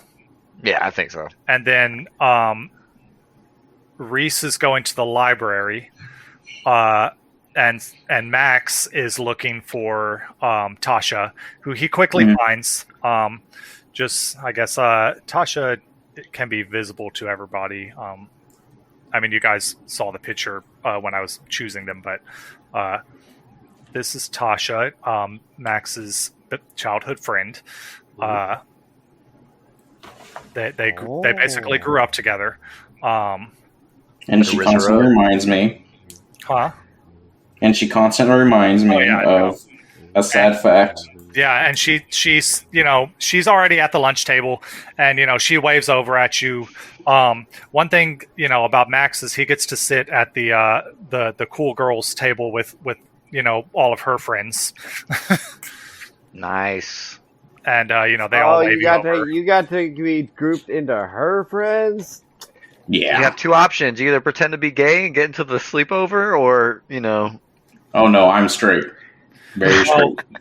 I mean, he probably still gets going to the sleepover. She just has him in the brother zone. He's not her brother, but she sees him as a brother. Depression. Yeah, and she's like, "Oh, hey, Max," and she doesn't know you're a superhero. Yeah. So she's like, how was the ride to school this morning? I didn't see you on the bus. Flashback. Oh, it was... the camera flashes briefly to you, like... me torturing a man. And then flashes back. I go, it was... I woke up late, and I just walked to school. Oh, okay, yeah. Well, we missed you on the bus. You should have seen it. Simon totally mooned an old lady driving behind us. And Simon has a hairy butt. That would not have been a pleasant sight. It probably wasn't. I don't know. I was in the front. And yeah, you guys like chit chat with each other. She sits in the front with her group of friends. Because she likes to get off the bus quick. So you guys are chatting. It's just general lunchtime. And then Reese, what are you doing in the library? Literally, I'm just eating away from everybody else and just reading a book. He's that kind of antisocial. Yeah. Are you seriously going to make an antisocial character in a game where it's all cooperative? Oh no! Well, I'm basically antisocial. It's fine that he's antisocial because that just means I get to like push people on him and stuff. Yep, single him out. Yeah. So let's see. Where's that thing I just did? I'm not like the most antisocial. Like if someone comes and talks to me, I'm going to actively be like, in my free time, just try to get some level of quiet. Yeah. So you're sitting in the library, and then after a minute, you hear the clack of a tray being sat down across you, and you look up to see Clara Rojo, the girl who is cheating off you, and she she was cheating off you. That's right. And she's like, "Hey, thanks for not ratting me out back there. I know that class is stupid and meaningless and demeaning to women, but at the same time, like my mom really cares if I'm good at baking, and quite frankly, I'm not. So copying you was really helpful." It's all good. To be honest, we're only in the baking portion now. Only a portion of home ec is actually related to cooking. Later on, we're actually going to be going through general homemaking as well as like balancing checkbooks and stuff. So it's actually fairly, useful. Oh yeah, I didn't know. Like I know Miss Finch is just all about like making the food and having it ready for in time for dinner. I guess Mr. Finch must be pretty old fashioned. Yeah, I honestly took this class because of the life skills. Kind of have to pick some stuff up. All right, I gotta. It's like, well, yeah, I just wanted to say thank you. It's all good. It's all good. Don't worry. You'll pay me back. Yeah, well, you really saved me back there. So yeah, and she is doing a thing called she is trying to shift your labels. So when you shift a label or an NPC shifts yours, it means that they're trying to change the way you view yourself. She is trying to shift your savior up and your danger down. If you you can reject this, reject her influence. Hold on, let me see.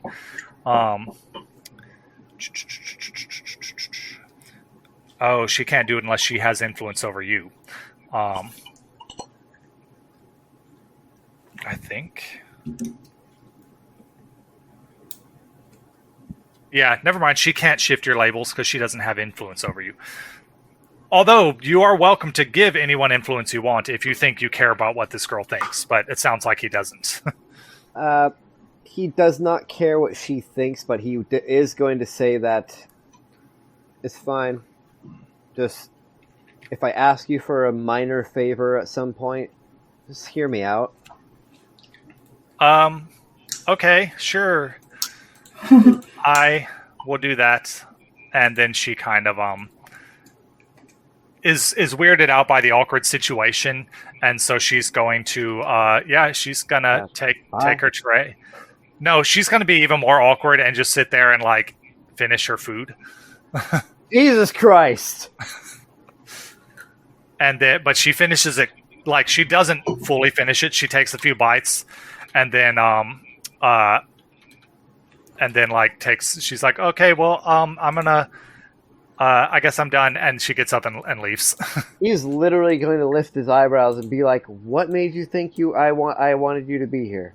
Does he say that? Jesus. No, he kind of gives off just the general impression. Yeah. Yeah, I mean, she definitely just wanders, leaves. But yeah, I'm still learning. I'm in default aggression. Okay. let me look at the moves here and see if there's one that kind of. I don't think there's anything really like that, unless you were attempting to figure out why she's there. Assess the situation might work, but other than that, yeah. That's only if you were actively trying to figure out what the hell she wanted.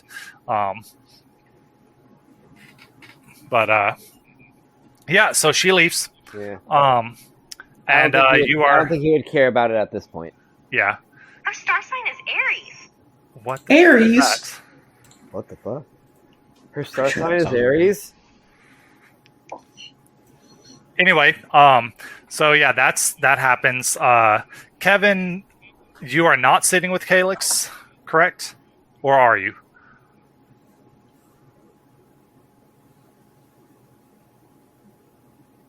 Did Jaden fall asleep? What? No, I'm here. Jaden, your name is Kevin. So are you? I didn't even hear you say Kevin. I just heard blah blah blah, and then I heard Frank's name. So are you are you sitting with Calyx, or are y'all not together right now? No, we're sitting together. Okay. So what are you guys up to? What are y'all chatting about? So when you come and sit down and you look at my tray, it's not the food that's in the food line. It looks like I went dumpster diving behind the school. It's got some eggshells and some banana peels and some 3-day-old green beans. And I'm just munching away. Well, I don't know. I might, since I got publicly embarrassed in class, I might just be quiet and just eat too. Yeah, Calyx was also maybe not embarrassed, but he was annoyed, because he tried and then got shown up by Reese. But I mean, if you guys are just going to sit there awkwardly, that's fine as well. I won't force character interaction. We can move on to the next thing. Okay, I'm just getting a picture real quick of one thing I want to ask Tasha. Okay. Hey, are you going to be on Helldivers later tonight? I asked the group at large, I guess. Are they what type of friend group are they? I think she's probably definitely a the little popular bit, girls. She's popular, but also popular, but has that nerdy side to her. I mean, most people these days do play video games and stuff. Mm-hmm. She said, actually, I was going to be busy tonight. But maybe, yeah. Okay, yeah.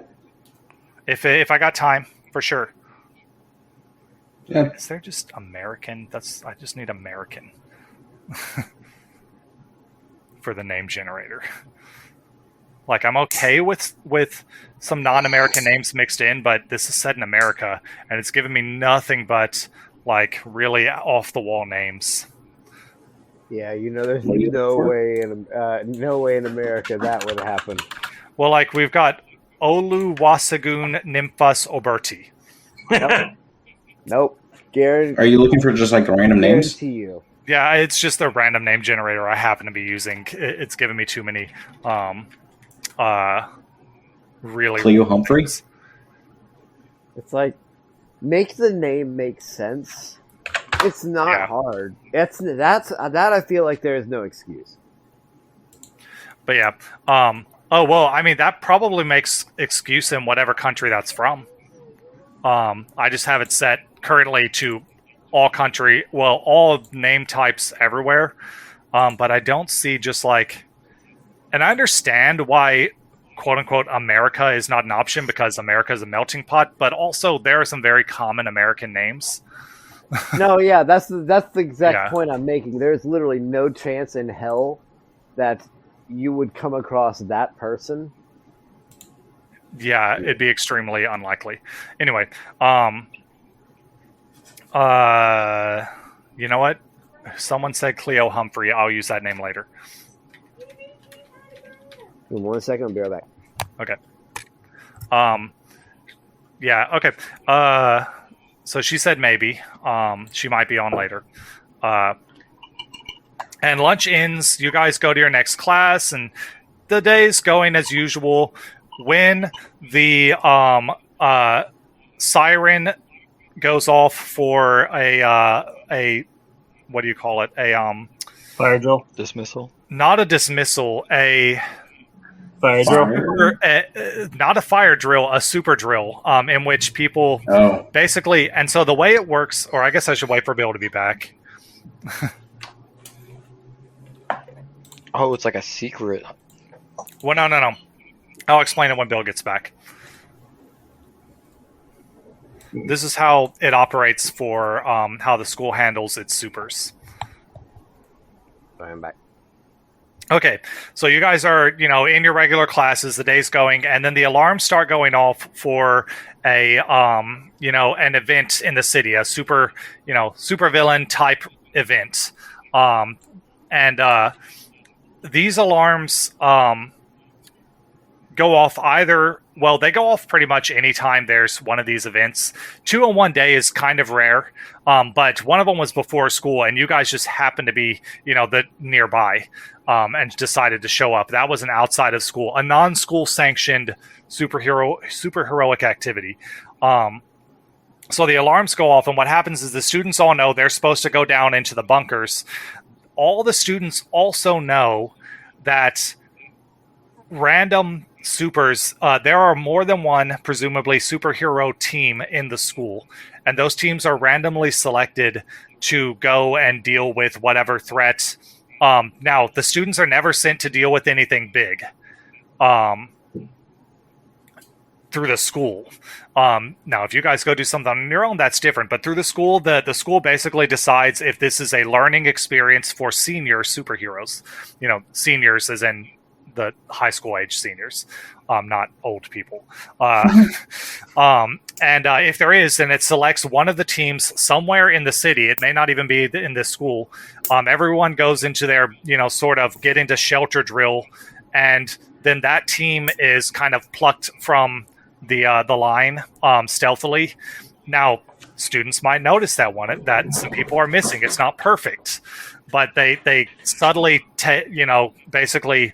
The 4 of you were randomly selected, obviously, for this. Your team was selected, and each of you get like a special. You've all got like an app or something that the school uses to more or less summon you, and it's your guys' turn to go and deal with the threat.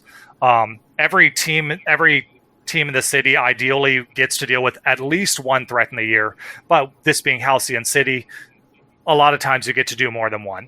But this is your guys' first one since your senior year started. We're in the it's September right now. So there have been a couple other threats, but you guys weren't selected for that. But finally, your team is up for an officially sanctioned thing. You guys will get a grade on this. And so you all know that you're supposed to meet basically in the principal's office. So do you all head there? Yes. How do we get notified? Yeah. An app. It's like an app on your phone, I guess. Okay. I go there. Yeah. I shovel the rest of my food into my mouth real fast and start making my way. Yeah, there'd be no real reason that you, at this point in the game, that you wouldn't want to go there, because right now we're assuming that all of you want to be part of this superhero team. That's one of the basic assumptions the game says to make in the beginning. Now, that might change over the course of play. You guys all arrive in the principal's office, and, oh man, I should have come up with a name for this guy. Whatever. The principal, Mr. Powers. Mr. Powers. Mr. Powers, yep. Principal Powers. From Sky High. Yeah, I caught it. No one knows if Principal Powers has powers himself, but he is a liaison with Aegis, the government-run, superhero type monitoring type thing in town. Here is the lore on them if you want to bother. The Advanced Expert Group for Intervention and Security. The school gets to run this program with the through Aegis. Aegis basically classifies threats that can be dealt with by the students. And the principal calls in and it's like, oh, yes. Oh, good. Calix, Kevin, Reese, Max, and actually, you know what? He doesn't have to know your secret identities. You guys can show up in costume. Because it's even protected from him. Because he's just a liaison. He's not an actual member of Aegis. But he's like, obviously he knows Calix and Kevin. I show up fully costumed up with mask. And Siphon, do you as well?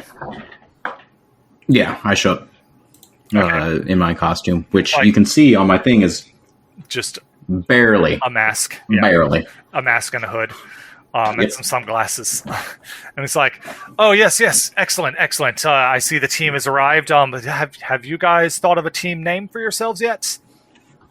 I know it's just the beginning of the year and you're only just recently an official team, but if you want to register with Aegis after you graduate, you'll need a team name. So just keep that in mind. That's just the Grasslandians. No. Okay. Well, let's just put that on the back burner. Let me tell you about this threat. So, Aegis has classified this as a level 3 threat, and basically the Wisterians. There's a T-Rex running loose in town, and you guys are going to go and deal with it. T-Rex. Oh yeah, I'm sure you guys can handle it. A T-Rex, that's just like I said, it's just a class 3 threat. He gives you guys the location, and he says there will be an Aegis shuttle waiting for you outside. Let's get going. And there's like a secret door in his office that leads to basically a parking lot that is it's in a section of the school that's like fenced off, and everyone knows it's where the superhero kids get to like head off with Aegis, but there's a van waiting for you guys. It's big enough for Calix. They knew which team they were coming for. There's just like a specific section on it that's just way bigger than the rest. Yeah, there's just a big chair in there. It's got they're used to big bulky superheroes, and it's got like reinforced suspension and stuff, so barely sags when he gets in. And then once you guys all get in the van, it speeds off to the destination. A few minutes later, you guys arrive at you arrive outside of basically the central park of this town. And you hear the thunderous footsteps of what you presume would be the T-Rex. And you do see the T-Rex out there. There are people running away from it, but currently it's not directly threatening anyone close up yet. It is kind of charging through the park, heading for nearby streets. I am going to turn to the other driver. The driver looks back through the window. The van has like one of those limo style windows, and he's like, "Good luck out there, boys. If you need help, be sure to radio in." And then the back doors of the van pop open. Real quick before we all jump out, I am going to tell the rest of the group that if you see a lady whose arm looks like it's half dinosaur, or like she's half dinosaur, she's probably got something to do with this. I'll leaf you to that then.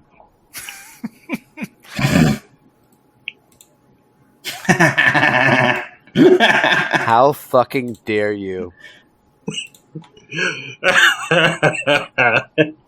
All right, and so just then the T-Rex burst onto the scene. It burst through the trees, and as you guys jump out of the van and the driver drives off, and starts heading for the dog park. Guys, this might be a prickly situation. Oh, are you reading this off somewhere? That one's- and I look at No. your phone, That and one- I see like a huge page of puns. That one's striking. As the T-Rex goes, I want to Actually, I want to shape some of my sand into before you do that, spikes. Since we are entering a new battle, when you enter battle against a dangerous foe as a team, automatically add 2 to the team pool. So 1, Nice. 2. Who do you think is the leader right now? Bill, you were the first who were about to act, so you might be leading this fight. I don't know. My pun was pretty good. I feel like I should lead. Wait, how is a T-Rex going to be prickly? Let Frank lead. Okay, I mean, No, I was just making a joke. There's no way. so it also, Iron Sand has an idea of who might be behind this. Like, he seems to be the one in the know, so it might make sense for him to be in the lead for this Fuck. fight. You're Agreed. right. Being the leader doesn't necessarily mean you do anything leadery. It doesn't require it anyway. What is each of your purposes? Oh, wait, no. Does the leader have influence over every other team member? No, he doesn't. He doesn't have influence over anybody. I don't think. Who, Bill? No, I am influenced by Reese. Oh, you are? Okay. So that is And missing I'm- on his character sheet. I'm for some influenced by Kevin. reason. Yes, you're influenced by Kevin, but you have influence over Max there. But you only have influence over Max, so you don't have influence over the entire team. Okay, so each of you state your purpose in this fight, starting with the leader. What do you see as your goal in this battle, Reese? Okay. Wait, what was the dinosaur door doing? It is heading for the dog park within the big park, within the human park.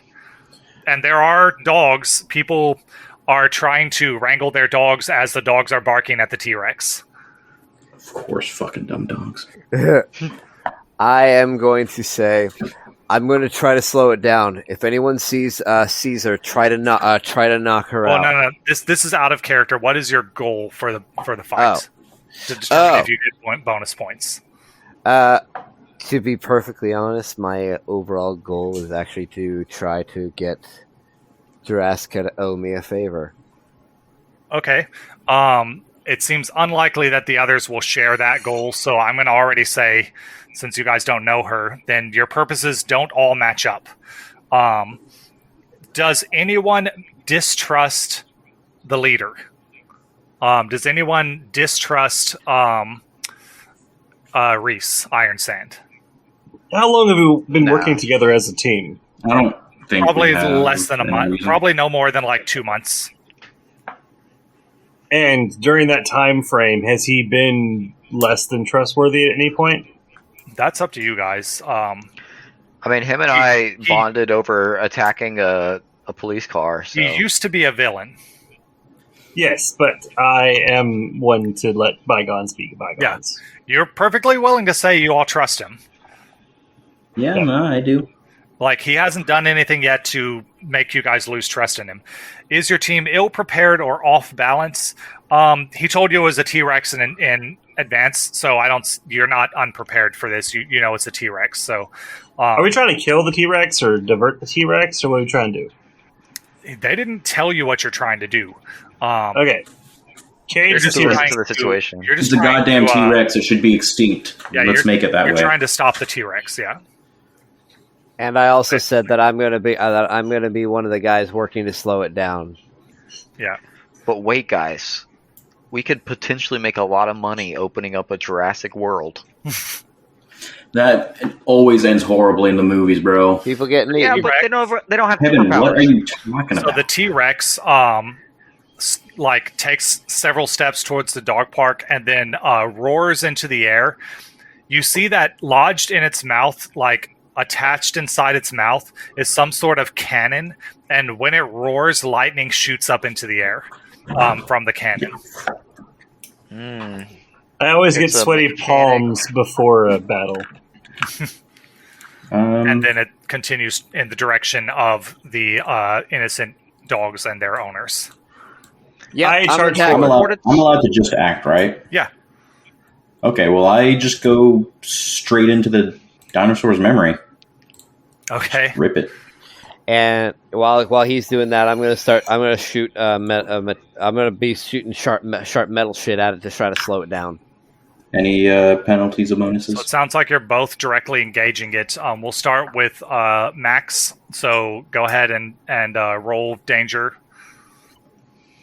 Any bonuses or negatives? No. Okay, so on a 9, you pick one of them. You will trade blows unless you resist or avoid their blows. You can take something from them. You can create an opportunity for your allies, or impress, surprise, or frighten the opposition. Dang, Bill. Can you take its memories? Yes. Yeah. So I'll say if you didn't take something from them, you're just kind of tearing at its mind. But if you wanted to take specific memories, you could do that. But take something from them can mean a lot of things. Like, one of the examples, I was like, you could take the high. Can I take the cannon out of its mouth? That's what I was thinking. You, if you choose that as your option, I'll say yes. You won't be able to physically take it out of its mouth, but you may be able to take its ability to use the cannon on you. Ooh, take its memory on how to use it. Yeah, I will take the ability for it to use its cannon away. Okay, so what you get while blasting through its memories are that it doesn't know how to use the cannon. It knows how to roar, and the roar activates the cannon. So you erase its memory of how to roar. However, that's not the easiest thing to do, and because you didn't resist or avoid its blows, the T-Rex, is in the process of roaring, and as you start wrenching at its mind, it turns its head towards you, and a spew of lightning blasts over you before you shut off its vocal cords. So you will need to mark a condition as you take damage back. What should I mark?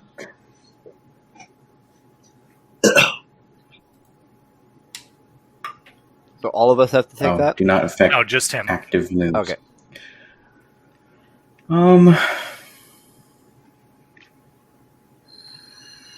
I'll get angry. Okay, yeah. And then Iron Sand, you were throwing metal shards at it. Are you doing this to harm it or to slow it down? Because I'm trying to slow it down to eventually stop it because I don't know what it is. So that's going to be unleash your powers. I think so. That is roll freak. Oh, I did directly engage. My bad. Oh yeah, you did. Yeah. Well, that's still a full hit. So, yeah. So you describe how you. I start launching shards of my sand directly forward, and as it comes up to the T-Rex, it forms around its neck and around its legs, and it forms chains that latch onto the ground. And I'm just manipulating the metal and trying to hold it in place. Okay. Oh, I need to mark my T-Rex on the damage he took. Yeah, so yeah, you managed to hold it in place, at least for now. And where do you go, T-Rex? Oh, I guess I can show you the image I found for the T-Rex. NPCs. While this is not an intelligent T-Rex, I had to give him this name because it's one that ChatGPT suggested, and I loved it. Nice. So, Yo, that's perfect. Voltosaurus. His tongue is actually the cannon. Yes. So it's like a Mechazord. Yeah, a cannon has... No, it is a flesh and blood T-Rex. The cannon has been surgically implanted into where his tongue was, basically. I don't want him to lick me. Real quick, with the fact that I had a full hit on that last one, can I also say that I am manipulating the sand around his mouth to keep it shut after seeing it shoot off once? That can be part of what you're trying to do with it. Okay. Yeah. Now, Kevin or Calyx, what are you guys up to? I would like to run forward. Yeah. And try to scare the people and the dogs away. Okay, so you're trying to provoke these people to leave. Well, I have a Be the Monster. Okay. So roll that and describe what it does. I can look at it as well.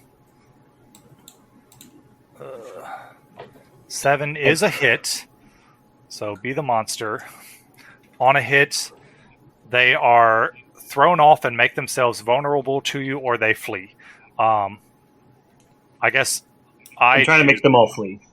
Yeah. Is something missing from that? Hold on. Let me double check the... yeah, I was pretty sure there was something. Yeah, let me... But it says on a 10 plus, choose one. Yeah, I just... Is it one of those two options, or Be the Monster? Oh, yeah. On a 7 to 9, choose 2. Oh, yeah, we're missing a bit. On a 10 plus, choose 1. Let me copy the rest of that into there so you can see it.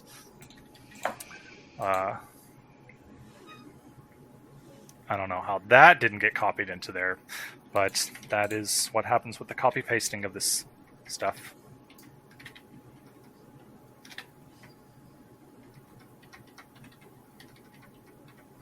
So on a 10 plus, choose 1. On a 7 to 9, you got a 7, so choose 2. You frighten others you had not intended to scare. You hurt someone or break something you shouldn't have. Did you put it in there?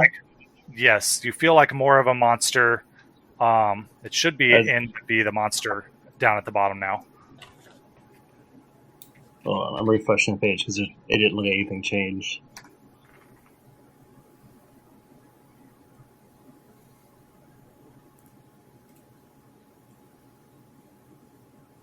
There it is.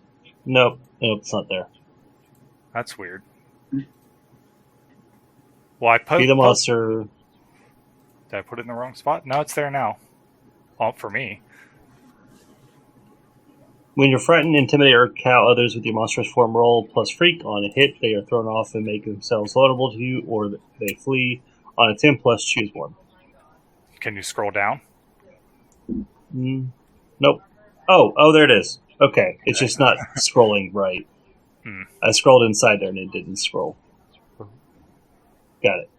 Yeah, I also posted into chat. You frighten others you had no intention to scare. You hurt someone. Wait, I have to choose 2 of these? While you choose that, I need to go run and do something real quick. I'll be right back. Computer's not working.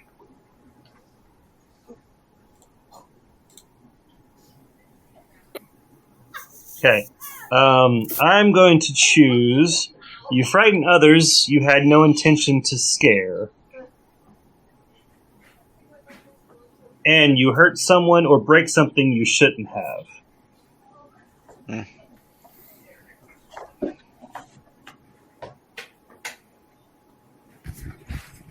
All right, I'm back. What did you choose? You frighten others you had no intention to scare, and you hurt someone or break something you shouldn't have.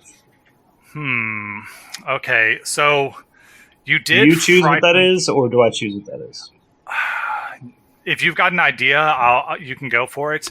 I think the people that you had not intended to scare, I want to scare babies. Well, there might be some babies there, but you'd probably want to scare those people away. I think the people that you frightened that you didn't intend to frighten are actually the teachers who are watching this fight. Now, what did you break or hurt? I have an idea for that. I broke the fence around the dog park when I was trying to jump over it. Okay. That works. And the dogs run free. Yeah, so the people flee from you. They didn't get scared from the T-Rex, but of course the tree man, they're like, oh no! Yeah, they run away from you. And you don't know this, but you also frightened your teachers in this moment. Actually, instead of that one, can we do you feel like more of a monster afterwards? Yes. So mark a condition, GM's choice. I'm going to have you mark insecure. Yep. For future reference, to cure insecure, you need to take foolhardy action without talking to your team. You're good. Oh, that's no problem. It has to be foolhardy. It has to be foolhardy action, by the way. You can also be cleared by someone comforting and supporting you in a couple other ways. But what about foolhardy? Yeah, okay, Kevin, your turn. Kevin, what you up to? Kevin's asleep. Kevin! Jaden, you're Kevin. Wait. Oh my gosh, I am so dumb. I am so dumb. Did you ask what I'm going to do? Yes. Yeah. Alright. So can I use a round to make a weapon with my thing and then use it next time? Let me see what or like for this. He says specifically, you've got always prepared when you have a chance to restock your surprise. So we'll say you've already restocked. You have 2 gadgets. You can unleash your powers, which is roll freak. Roll superior. When you unleash your powers by producing a brand new invention or gadget from your supply, spend one of your gadgets and roll superior. So yes, you can just roll superior and have a gadget. Okay. I basically want to hone in every weapon that I have accessible and basically just hone it into one single just giant shot at this thing. So you're using your existing gadgets to create a new super weapon. Yeah, if I could just use both gadgets and just mash them together and just shoot this guy. So roll superior to see if it works.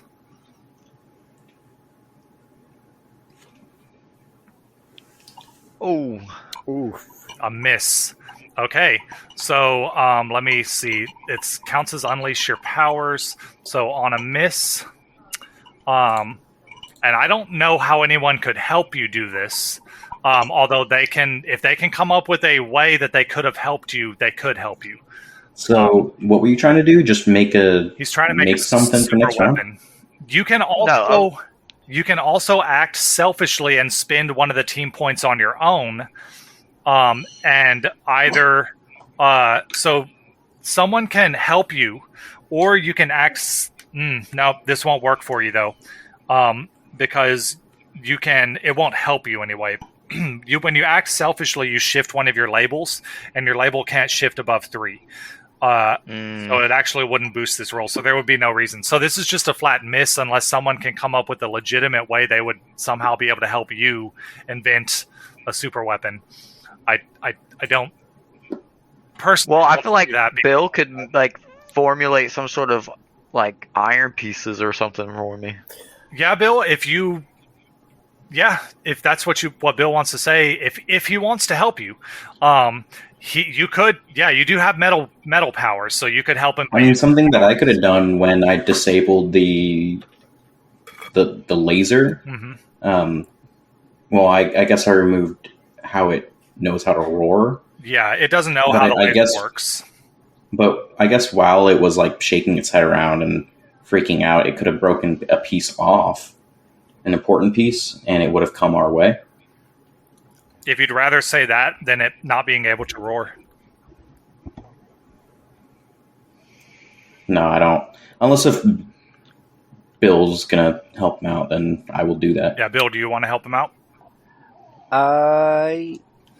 Yeah. I think Bill Bill, you make more sense because of your metal manipulation powers. Yeah, I think I'm going to go ahead and I'll help out. So you see what he's trying to do, and you run over, and you're like, "How can I help?" And he directs you on what he needs, and you make it happen.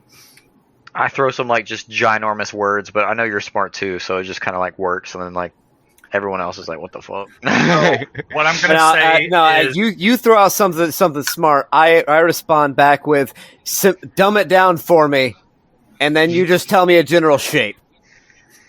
Circle here. So now you've done that. Now I need to make a move. I forget which one did I mark. I'm pretty sure I marked anger. So does that turn it into a 7? Yes. Yeah. So it's now a success. That being said, it's just a 7. So it is either... so on a 7 to 9, you can mark a condition, or I will tell you how the effect is unstable or temporary. Is it one or the other? Like, I'm not going to go with the first one. I don't want to do another condition. But is it either? I get to decide. Okay. Well then, I'll do the second one. Okay. It's definitely going to be unstable. This is a one-off. But it's going to give you a +1 to directly engaging a threat. And then now the T-Rex, he's been standing there long enough. He's got to make a move. He's going to use the move Break the Environment and bust free of Iron Sand's prison that he's kind of done around him. Let's see. Did he say shards though? So is it like super jagged? I'm not. I mean, it breaks free of it. Is basically what happens. Okay. Yeah. And then the T-Rex, it doesn't remember how to roar, so it's not going to roar at you guys.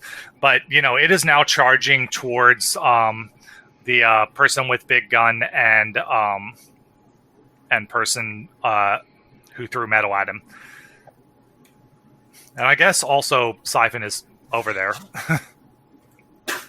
Only wait, Calyx isn't it this T-Rex's tongue? This T-Rex's tongue is a giant cannon, isn't it? Yes. I'm going to. I should have just made a remote. I'm going to manipulate I'm going to force the metal that is that giant cannon to just stop. All right, that's an unleash your powers. Or make it like melt in his mouth because it already doesn't work. Yeah, that's roll freak. I can't heat it up. I can only manipulate it. Roll freak. Why do you have that picture? Is that Bill? Yes. It looks like it says Joe on his shirt. Hey, another young Bill picture. Let me just save that. What? I need all of the young. That's Bill the old pictures office. Wow. That's D2. That's D2. Hey, Bill. why you're holding your Delta Duster with no gloves on, huh? Hey, I have a worse video of him with Delta Dust. Do you not see the bags of Delta Guard in my back seat? What the fuck is that about? Fuck, I haven't seen Delta Guard in years. Fuck, I still had hair. Are we sure that doesn't say Joe? It might. I might have been a spare uniform. That's Bill. That definitely says Bill. I zoomed in. It says Bill. Oh, okay. So it might say Dill. So, Bill, you unleashed your powers. It's a 7 to 9. So again, you can either mark a condition, or I'll tell you how it's temporary or unstable. I am gonna go ahead and tell me how it's temporary or unstable. Okay, it is unstable. As you begin breaking down this this weapon, it causes it to overload and explode. The T-Rex is hurled backwards, but there's a massive explosion, destroying a large portion of the park, and you need to take a powerful blow. So roll the button that says conditions. And you want to roll low. Oh, roll low. Do you have any conditions, Mark? Hey, actually, low is good. So low. Yeah. On a miss, you stand strong. Mark. Oh, I haven't been doing this. So go ahead and mark potential. And I'm gonna roll back through the rolls real quick. Potential should be on your sheet. It'll say potential. You may have to scroll down for it and mark one of those. It's fairly near the bottom. And let me just do some adding real quick. Jaden, you missed. Oh no, you bumped that up to a success. Anytime you miss, you mark potential. Okay. That is how you gain experience in this game. What was this roll for? This was a superior from Max Jr. at some point on a 6 from a while back. Did you fail any rolls, Max? Where are you getting these pictures, bro? That's kind of weird. It's from Facebook. Okay, well, we'll just since I'm not sure who else is I need missed. to lock down my I see a Facebook. 3 back here. That's definitely another miss from Bill. So Bill, mark another one. I don't think anyone else has missed anything. All right. Yeah, I got to remember that. Anytime you guys fail, you get experience. Okay, so you took a powerful blow, but you stood strong and marked potential. And say how you weather the blow. How do you weather the blow of this explosion? I form my sand like in a big half dome around me to shield myself. Okay. Now, here's another thing. Because you were right next to Cannon Boy or Super Weapon Boy, he's also going to have to take a powerful blow, but you could roll to defend him if you choose, since you're also defending yourself. And I'll give you a +1 on that roll. I will do that. Defend is roll savior. All right, my savior's still -1, but you said I get a plus to that? Yeah.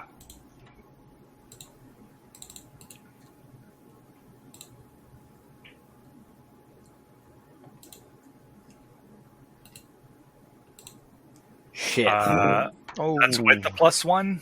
Yeah, that's with the +1. Okay, there is 2 team in the pool. So Siphon and K.E.V.I.N, if y'all can also build up this defense in some way. Could I use it while doing a move? You'll get to do a move after this. Okay. But just say, don't you have telekinesis or something? I do. That's what I was planning on doing. Yeah. So you could easily just throw a car in front of them to take, and boost it 1 or something, and then So it's just a giant blast coming their way? It's a giant blast heading their way because he overloaded the weapon.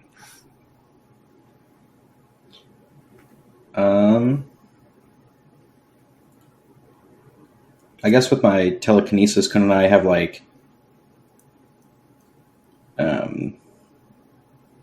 crunched the tongue?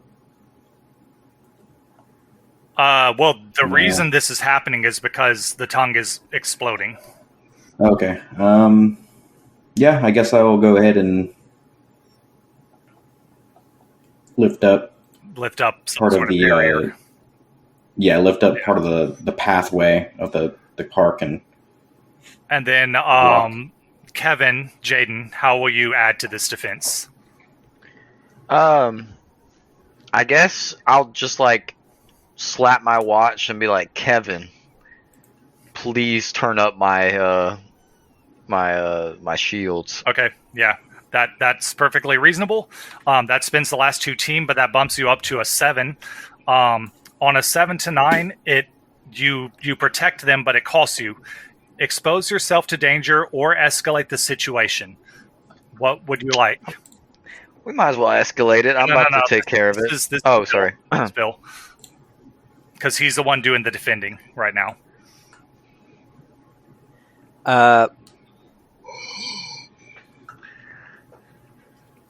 Shit. Sorry, What does escalate the situation mean? That's up to me.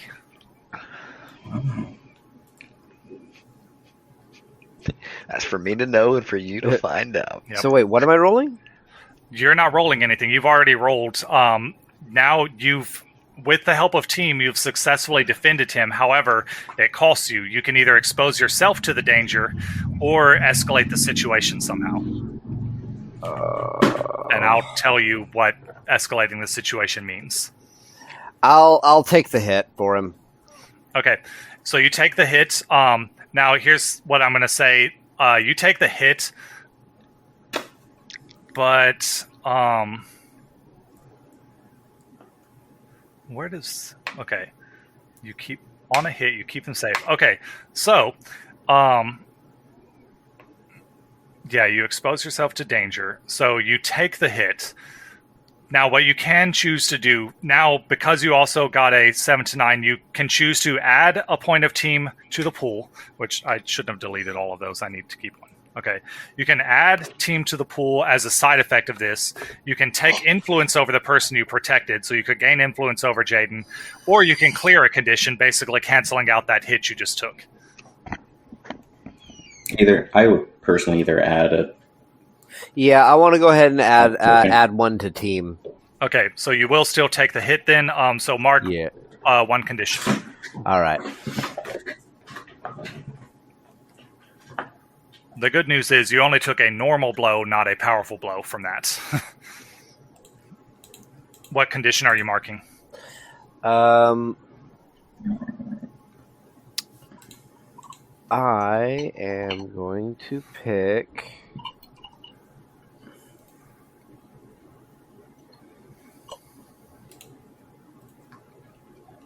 Insecure. Okay. Now, Siphon or the Verdant Guardian, neither of you have done anything in a while. Do either of you have an idea of something? I guess with the barrier that I constructed on them, I'm just going to go ahead and... I was lifting it up to go ahead and block them, and with all the shrapnel, I'm just going to throw it right at them. Okay, directly engage a threat. Roll danger. All right, that's a hit. So on a 9, you trade blows, and then you can pick one of the options. Resist or avoid his blows, take something... So if I resist or avoid their blows, do they still get damaged? Yes. Oh, okay. They'll always get damaged from this, and then this is... But they have the ability to damage you back, unless you resist or avoid.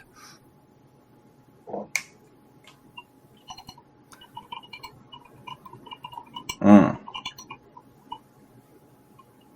guess I want to create an opportunity, but... Okay. I don't know how much life... Do I know how bloodied this thing is? It's looking beat up, but it's still going for it. It's still going right now. Okay, I'll resist. Okay. In that case, you resist his blows, so he's not able to get an attack in on you, which makes sense. He wasn't close to you at the moment. And I will mark another condition on him. But anytime a villain gets their conditions marked, I immediately do a response. And that one is Afraid was marked.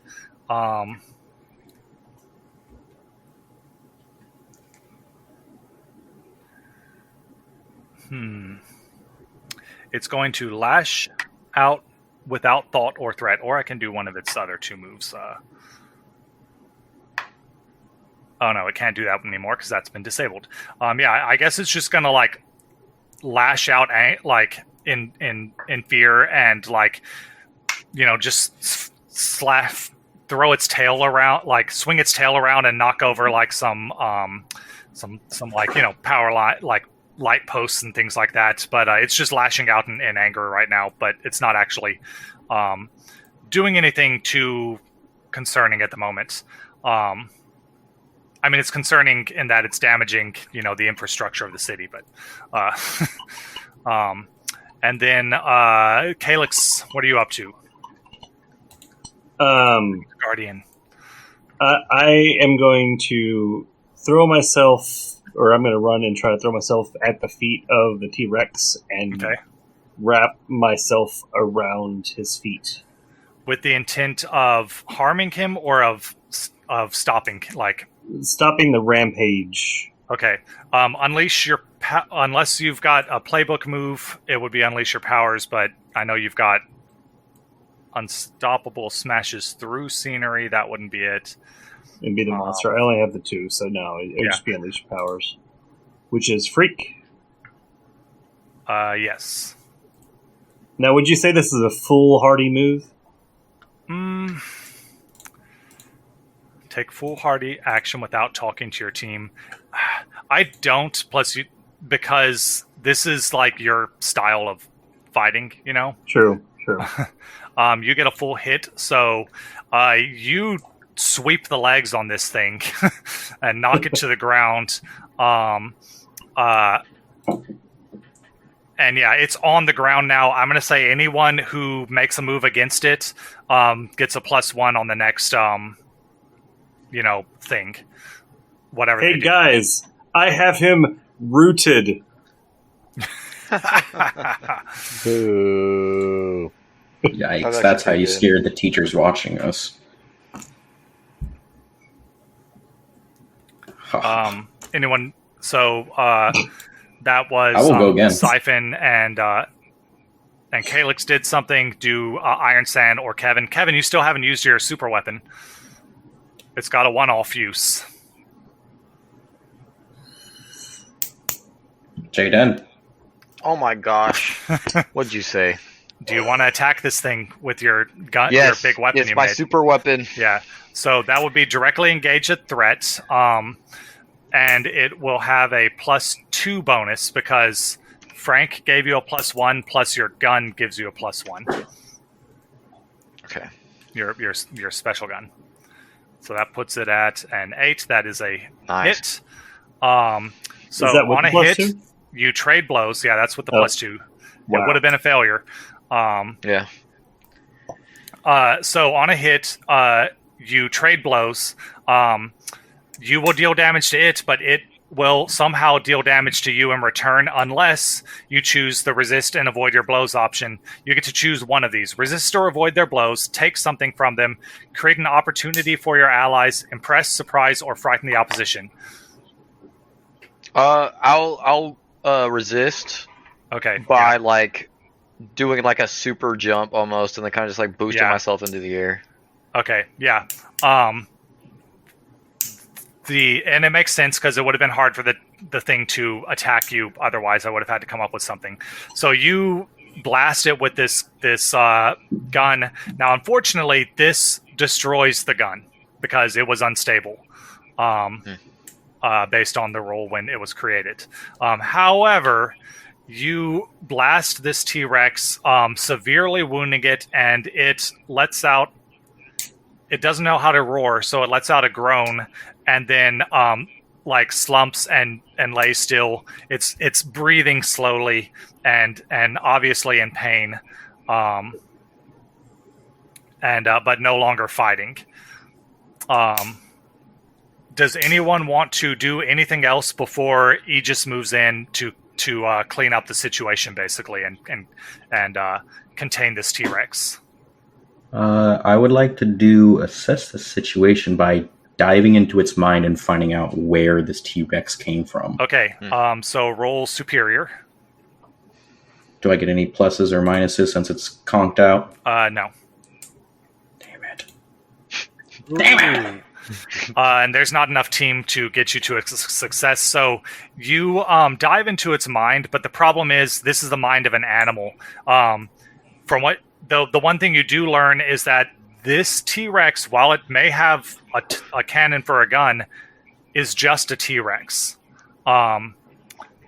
You know that you sense its fear and its confusion and stuff, but it's just a T-Rex. Because you missed, you get to mark a potential. But yeah, the only thing you learned from that is that it's just a normal it at least was just a normal T-Rex. Obviously someone installed a gun in its mouth, but I think we need to rewind and look at the words normal T-Rex. Yeah. Because it's 2024. Yeah, I mean, Right. Yeah. So there's some sort of time travel or something that happened. yeah, if this was the several million years ago, it would have been a normal T-Rex. Now, to be fair, T-Rex is popping up in Halcyon City. You know, dinosaurs have popped up before. Portals to, you know, other worlds and time travelers and stuff. All of that's normal stuff for. That's why this T-Rex was only a Class 3 problem. You guys are allowed to deal up to a Class 5 in high school. So, and I just made that up on the spot. Don't ask me what the maximum classification is, because I don't know. I feel like this was rather easy for a Class 4 threat. Class 3. 3. Oh, okay. That's more accurate. Yeah. So I want to try yes, to. Frank, yes, I'm just kidding. So I have a doom. I want to overexert myself. I'm pissed off that I couldn't. I'm already angry. Are you sure? You don't need to overexert yourself. You can use your dark visions, which would have the same effect. If you're trying to get information. Yeah, I mean, it does the same thing. Are you saying your condition? No, No. being the Doom, he's got a special thing going on. Yeah, so with dark visions, mark your doom track. You have a vision about the situation at hand. After the vision, ask the DM a question, and they will answer honestly. Okay, so I have to tell you the way this works is I want to specifically find out who installed this laser in its mouth. Okay, so the vision you get, and this is all happening while you're still trying to get the memories, and you're having trouble, but then you tap into the darker power that dwells within you, and you suddenly are transported in your mind, transported back to whatever period of time a T-Rex would normally be in. You feel your body, the Triassic period. You feel, not that the T-Rex knows anything about that. You feel big and powerful, and you are you're basically the king of the jungle. You're stalking through this jungle, and you are hunting a wounded Triceratops that is somehow wounded. You can smell its blood, and you're hunting it. Of course, you don't know the word Triceratops. You know the word food. You know the English word for food? No. So you're hunting, and you see it, and it is stumbling along, trying to get away from you. You go to bite it, and then this weird portal, this weird round thing of waving light opens up in you, and you roar in fear. You don't know what this thing is, and the portal moves and kind of swipes over you, and the next thing you know, you're in this strange cave. The walls of this cave are perfectly smooth, and your own face reflects back at you in these walls as if you were looking into a still pond, except it's on all four sides of you, and there's strange sunlight coming from above. Gas fills the room. I guess you might see this as fog or something like that, or maybe swamp gas fills the room, and you find yourself getting sleepy. The next thing you know, you're awake and rampaging through this strange forest. And what are those small little prey animals that are making noises annoyingly at you? And there are weird, slightly bigger prey animals trying to pull the small prey animals away from you. And then all of a sudden you're attacked, and and then the words, the vision fades, and the answer to your question comes to your mind. What was your question again? Who installed this laser? The name Jurassica. No, better. Well, I already told you Jurassica, but yeah, the name. The image of a person. Well, what about the crazy scientist? The name Jurassica comes to your mind, and you get the image of. I'm just going to now add this to Hayden's ability. If you go to NPCs, you'll find Jurassica. Sweet. You see her. Your character won't know this entire backstory, but you see her image and hear the name Jurassica in your mind, followed by creepy clown laughter. So as that happens, I fall down on the floor because I probably imagine that was immense pain for me too. Yeah, you felt everything the T-Rex felt. And then after a moment, I remember Reese saying the name, or Reese. I guess I know his. I guess I know his real name. Do I? You know, yeah, I think y'all would know each other's names. Unless you don't, that's up to you guys. Do I know your name, Reese? I would know Frank's name. Yeah, and everyone knows you. I feel like since me and Matt, or not Max, what is your name on here? Reese. Siphon. Reese. I don't know. Yeah, Siphon. He since we have influence over each other, I feel like, and since we opened up to each other, I feel like we would probably know each other's names. Yeah, but I don't know if we know Bill's name. That's up to you, Bill. Do they know that you are Reese? They do not. Didn't we sit together at lunch? No, Reese sat away from everyone. That's true. Now Calix saw Reese in class, but Reese always shows up in costume to these missions. So yeah, you don't have to know that he is Iron Sand. Okay, but before you can question Iron Sand about this, the Aegis trucks are all moving in. They've got like these cables, and they and shoot like a net over the T-Rex, and they're working on getting the T-Rex onto a big trailer and are hauling it off. The driver, walks up to you guys and says, "You did a good job, kids. All of this will be sent back to to Mr. Powers, and he'll give you your grade. I'd say this one was a pretty big success. Nobody got hurt. He doesn't know that your teachers that Calix frightened the teacher, but he's like, nobody got hurt, and if you guys are lucky enough for this to be your only assignment this year, then I'd say you kind of pass with straight A's." And he's like, ushers you guys back into the van. Now you can talk to each other on the drive back if you want. Well, I did want to ask you really quick. Yes. Oh, go ahead. Oh, well, what were you going to say, Frank? I was going to say, but before we jump into the van, I wanted to say something to the guy. Okay. Did any dogs get hurt? He looks at a tablet and he's like, looks like no dogs were hurt. Oh. No animals were hurt during the filming of this episode. Thank God. I'm glad the dogs would be okay. And then he turns and winks at the camera. I was hoping the dogs would be okay. Well, they were. That was another pun. What? The dogwood. Oh. But I wanted to ask you: is it like or is Aegis kind of like the Men in Black, where like people, like normal people, don't know what's going on, so they kind of wipe everyone's memories? No, they don't do that. Everyone in town knows about superheroes and all this craziness. This is them. Okay. Yeah, Bill, we're wrapping it up. There's some questions that got asked for end of session. You guys are driving back want to interrupt. Yeah, you guys are driving back to school, and unless there's something you want to get out on the drive, we'll start the end of session questions. So, I guess when we get out of the car, I turn to Iron Sand and I say, "Didn't you mention someone by the name of Jurassica?" Yeah.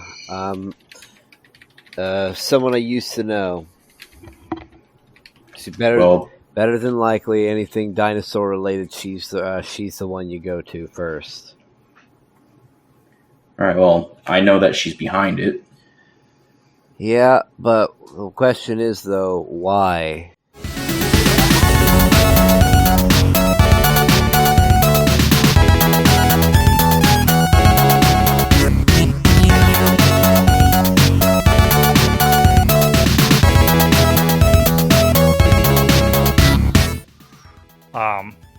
Okay, so end of session.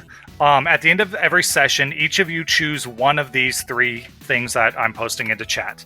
Either you grow closer to this team, explain who made you feel welcome and give influence to that character, and clear a condition or mark potential. Or grow into your own image of yourself, explain how you see yourself and why, shift one label up and another down.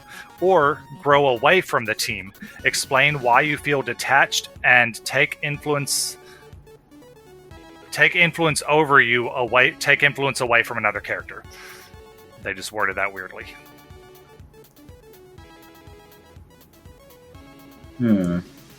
So, do you feel like you grew closer? I definitely think I felt like I grew closer because everyone supported me on their roles. Okay.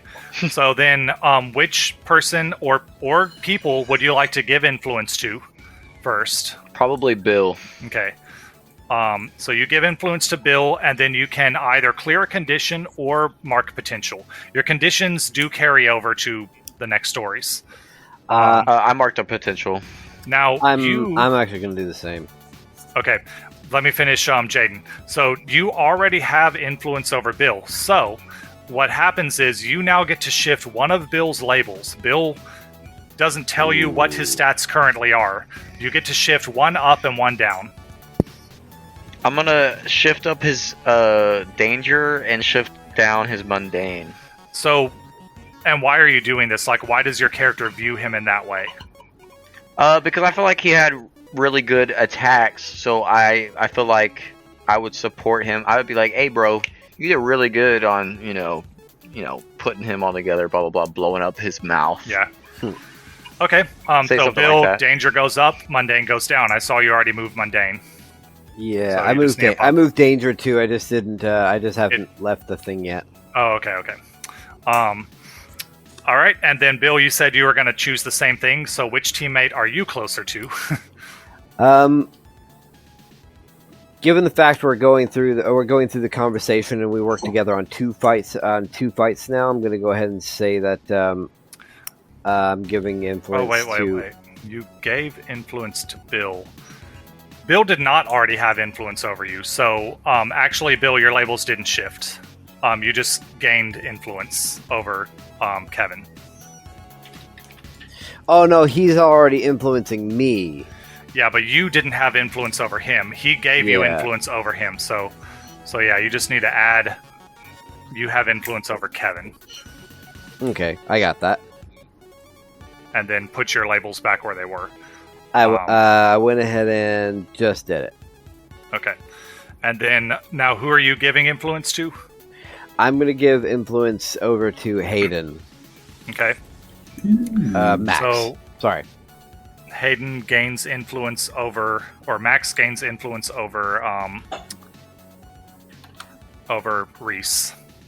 Or no, over Iron Sand, because you don't know he's Reese. Yeah. But I will say...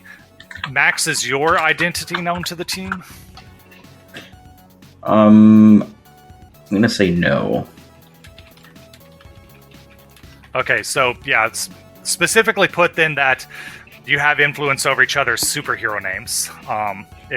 So Bill has given influence to, or Iron Sand has given influence to Siphon. So Hayden add Iron Sand to a person who has influence over you, or that you have influence over them.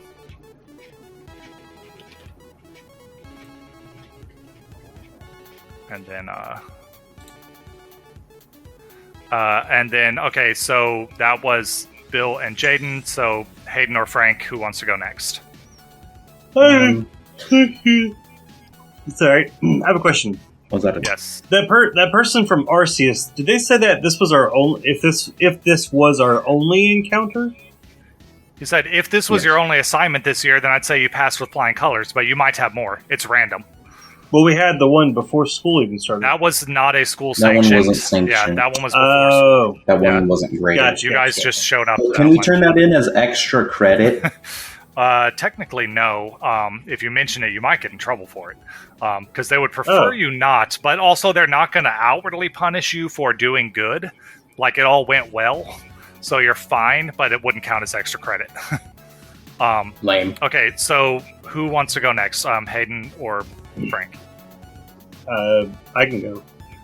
We choose two of these, right? One of those. Oh, One. I would say I grew away from the team. Okay. So explain why you feel detached and take influence away from someone who has it over you. And this is more of, and of course, it's about Reese and the brownies earlier. Okay. Wait, do I know Reese as Reese? You just know him as Reese. I don't know him as the superhero that we're in a team with. No. Okay. All right, then I guess not then. Okay. Because there's more about the brownies than anything else. True. All right, so one of the other two then. Then I would say grow into your own image of yourself. Okay. And so one label goes up and one goes down. Okay. It says explain how you see yourself in the wild. Yeah. And freak can't go any higher, by the way. So. So use mass comfort for support. Some of 5 and superior. Assess the situation to look someone. I'm gonna take superior up and freak down.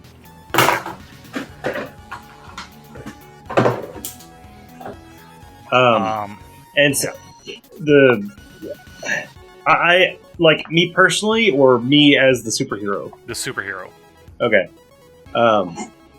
So he realized that he may not be the planner.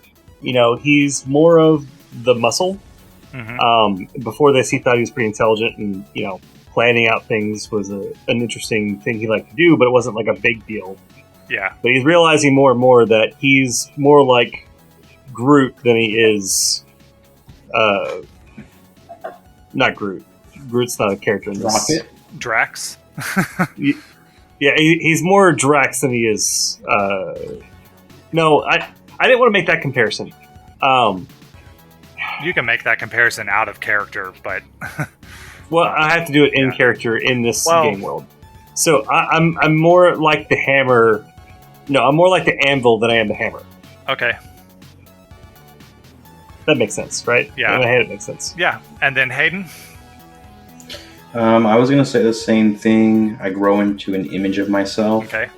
I'm just like I am the hammer. Right. I just tackle things head on, and that's how I always saw myself, and so I just become more confident, and that's how I handle these situations. So what are you raising and lowering? I'm gonna raise my danger, Makes sense. and then I'm gonna lower my savior. All right. Okay, and so that is how we end the session, and so now we'll end the episode. So yeah, that was fun. I tried to make us do a bunch of the mechanics of it by just doing a couple of fights to get all the different moves in, so we could kind of see how everything works. The only things we didn't do was, and that can probably come up next time, we didn't comfort or support anyone. We didn't pierce the mask. That technically is what I should have made you roll, Hayden, when you were trying to find out the motive, who did this. It should have been pierce the mask, but that's fine. You guys did provoke someone. So really the only two we didn't do was comfort and support and pierce the mask. But those two things can come up. They can happen in battle, but they can also happen after the battle. But anyway, I was your game master this session, Ron Bjork, and you can contact us on idmroleplay@gmail.com. With me tonight was Jaden. What's up? I was Jaden, and I am Jaden for the rest of my life. I was playing, oh my gosh, I can't even figure it out. K.E.V.I.N, and his superhero name is Kevin because it works. And obviously it was a great one. It obviously does not. But it's a good one, and see you on the next one. We also had Bill. Hey everybody, I was Bill. I was playing Reese, who was also known as Iron Sand. You can find me on Twitter or X, whatever it goes by now, At Beelzebub, I mostly post art and other type stuff. Don't forget to pay to commission artists, pay your artists, and I hope everyone's had a great time listening to us. And I hope everyone out there knows that once again, I love you. Yeah, don't be a monster like the rest of us and use AI to do your art for you. If I had an artist who could immediately, give me my art, I would pay them if I had the extra money. If I didn't need it immediately, I would pay them if I had the extra money. But anyway, we also had Hayden. Hey, it was a good game tonight. Definitely got to advance, so I liked it. And then Frank. Hey everyone, I'm Frank. I played Calyx, the Verdant Guardian. I had to look it up for a second. I hope we were able to plant a liking for this game in your minds. You can find me on places if you look hard enough. I also will occasionally stream on idmroleplay.twitch.tv, I believe it is. Mm-hmm. Or whatever that is. It's idmroleplay at twitch.tv. You can also find me on socials if you look hard enough. So, yeah. May your days be filled with sunshine and photosynthesis. And good night, civilians, and may your heroes protect you. The end.